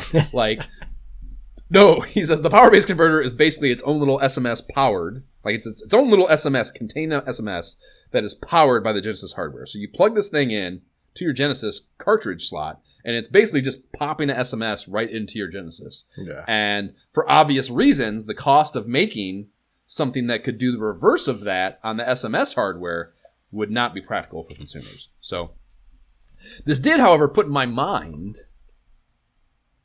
and I had never thought of this until reading this fucking question. I can't believe that's the case. That I could get one of these power converters for my Genesis, and then I could start collecting the handful of SMS games that are good. Likely starting with maybe our next game app, Ghouls and Ghosts. You could do that with not a Ghosts. Yeah, for sure. I encourage you. Follow your dreams. At minimum, I could definitely get Wonder Boy 3 and have it here in tangible form, which would be cool, So I thought that interesting. And I don't know how much they are. They can't be that expensive, right? I don't know. I didn't think to look it up, but that would be a fun little collecting project. And then Niles Nemo and Sega Land, our comic installment, comes after this. This is titled NN Meets MM. and Niles Nemo is doing some gallivanting around in the Mickey Mouse and the Castle of Illusion story world with the strip. Right. And other than seeing a teeny tiny rendition of him on the game box in the very first panel, there is, interestingly, no sign of Mickey in this thing. And, like, you know, my immediate thing is, like, Disney, like we've talked about, like, Disney's a fucking Iron Fist Hitler-esque about their IP, the usage of it, and how it being properly done in their eyes is a requisite for them to allow it to happen. But I mean, Sega does have the fucking rights for the game, and they do let them put the fucking game. Like, are they only allowed to use the game cover? Like, was that like the legalese? You know, I guess that's all I'm getting at is here. I would love to know the legal, whatever mumbo jumbo that. I'm sure it's very specific and approved places, and like your own little strip with like crazy looking characters is not. Like, pseudo adult looking is not where they want Mickey to be. Yep, that's probably exactly it. Yeah, but I would just love to know the specifics of that because it's pretty apparent. Like, why would you have this strip if you're not? Oh, yeah, that's the thing. It's like, I mean, you're promoting the game, sure. I don't know. I just would love to know more. I guess I would just love to know I wish I had saw this before my interview with Al. Although he probably wouldn't. I was about to say, give me the deets. Get those deets. Follow up. Al, I just want to sit down and talk for 20 minutes about Castle of Illusions comic strip Miles Nemo in issue 4 of Sega Visions. He'd be like, what? I'm sorry, what?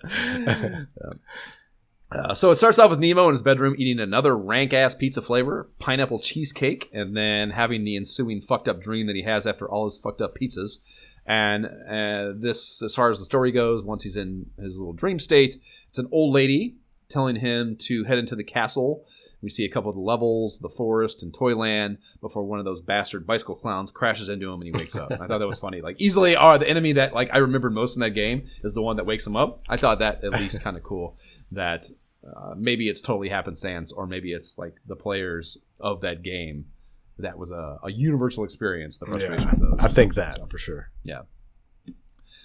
So yeah, despite nothing whatsoever happening story-wise in this comic strip, I do not believe it's a to-be-continued situation, even though it goes nowhere plot-wise or anything, so whatever. But that's Miles Nemo this month, or this issue. And then Visions and Views in the News covers current Sega events now. And they start with some kind of carnival completion TV show, they call it. Child and teen network stars going head-to-head in carnival games, boat races, and other wild and crazy contests. So, other than the boat race part, that sounds kind of interesting, I suppose. But other than that, not very interesting. It is at least for charity, so that's good.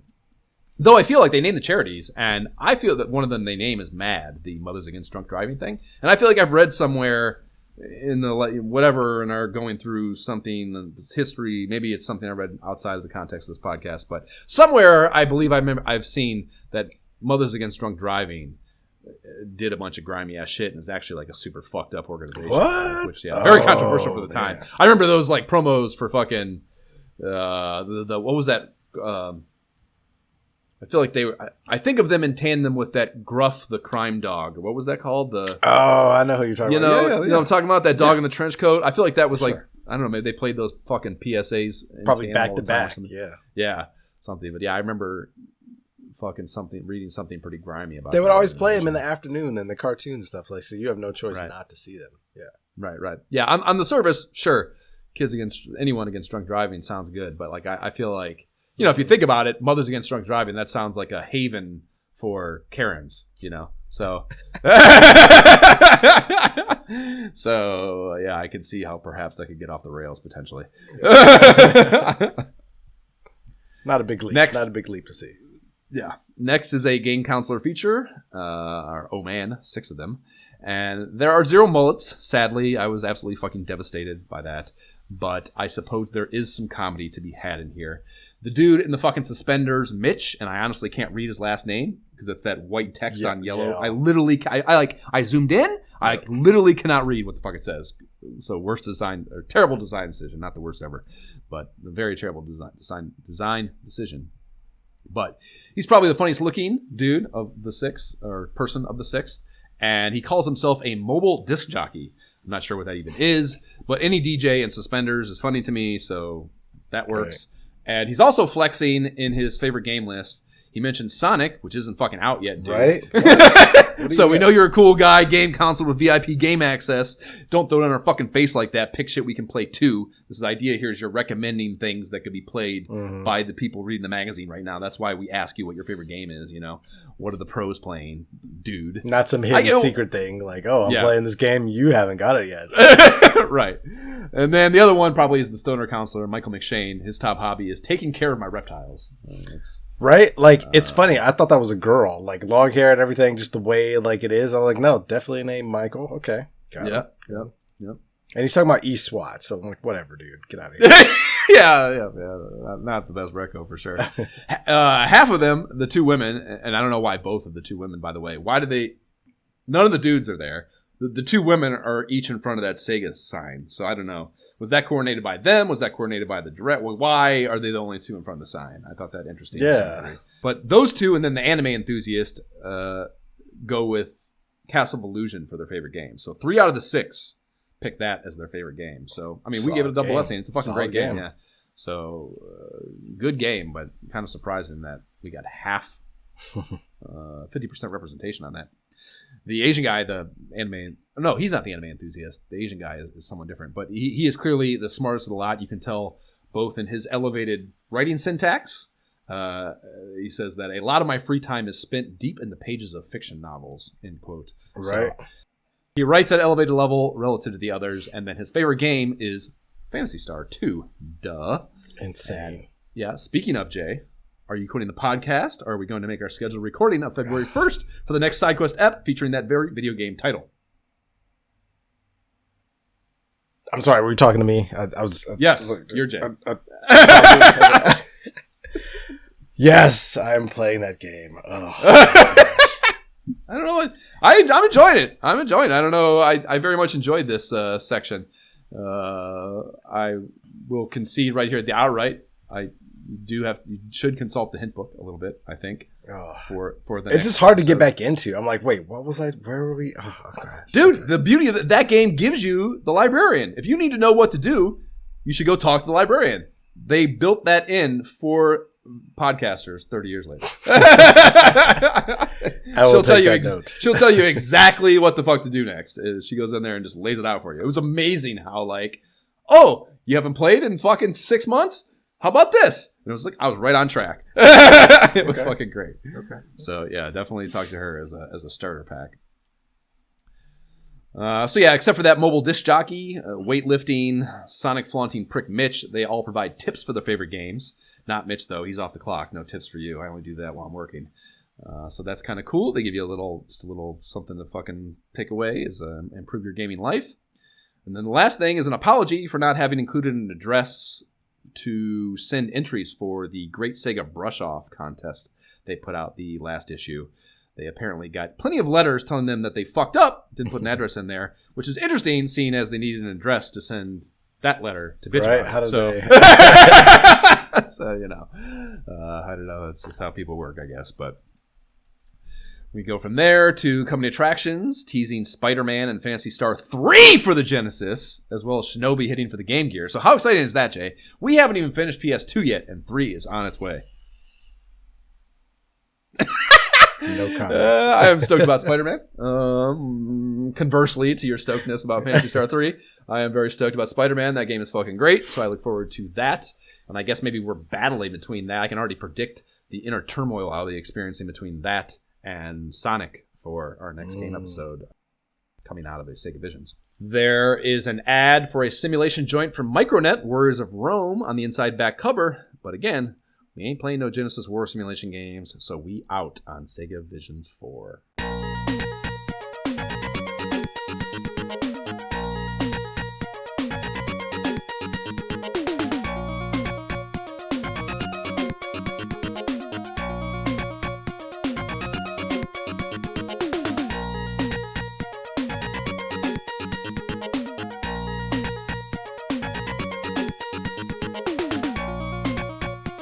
That is the Stage 2 back alley theme from the aforementioned Street Smart. Bring us into these nominations. Don't say bringing. Fix your shit, Jay. What? Don't say bringing. It's not bringing. We're not being brought into the. It's been broughten. It's been broughten. We're not right now. We are blinging into the We're nominations. blinging in. Blinging into these nominations where we will discuss Street Smart versus Rastan Saga 2, or if it'll be Airbuster. One of those three, I'm guessing. All those three games are on my list. So you've named some of the possibilities, yes. But those are my nominations. I mean, Rastan Saga, we talked about it. Interesting. I could be talked into it, but because of lack of depth in this episode, it is on my list. Street Smart, excuse me, it is interesting. I'm intrigued. I don't know how much is there. Like, I don't know if there's Game Genie goodness that we can add to this game, but I'm interested in seeing more and kind of what that's like. And really, though, like the game that I would actually like to play is Airbuster. I mean, again, flying shooter. Didn't we how lengthily did we have a discussion about not doing a Genesis shooter? We did. We did, but this one is better than the last one. I feel like, or at least I had more fun. It's better than 100%. It's better than the greatest game on the system ever. You're saying it's better than the greatest. According to GamePro. According to GamePro. That's what I have to say to GamePro. But no, I mean, yeah, it's thin issue, but we could have fun with it. And I really didn't see anything else in this episode or this magazine that I would like to play, to be honest. Okay. I a little bit overspoke there. I do not have Street Smart on mine, but I do have Airbuster and Rastan. Okay. So there's the overlap there. I put James Pond on mine. Okay. I thought it was cute, and I got more out of it than I think maybe you did. But I didn't give it a long fair shake. Like I said, one level, and I was like, all right, it's cute, and I moved on. So I don't know. It's a little. Could be. I don't know. It feels simple. Yeah, exactly. It feels simple. Like Mappy Land vibes out of this. Yeah. That's what I got. Yeah. I don't know how many notes I'm taking from that game. How many unique things to say. Precisely. Yeah. I agree with that. I also have Powerball. Really?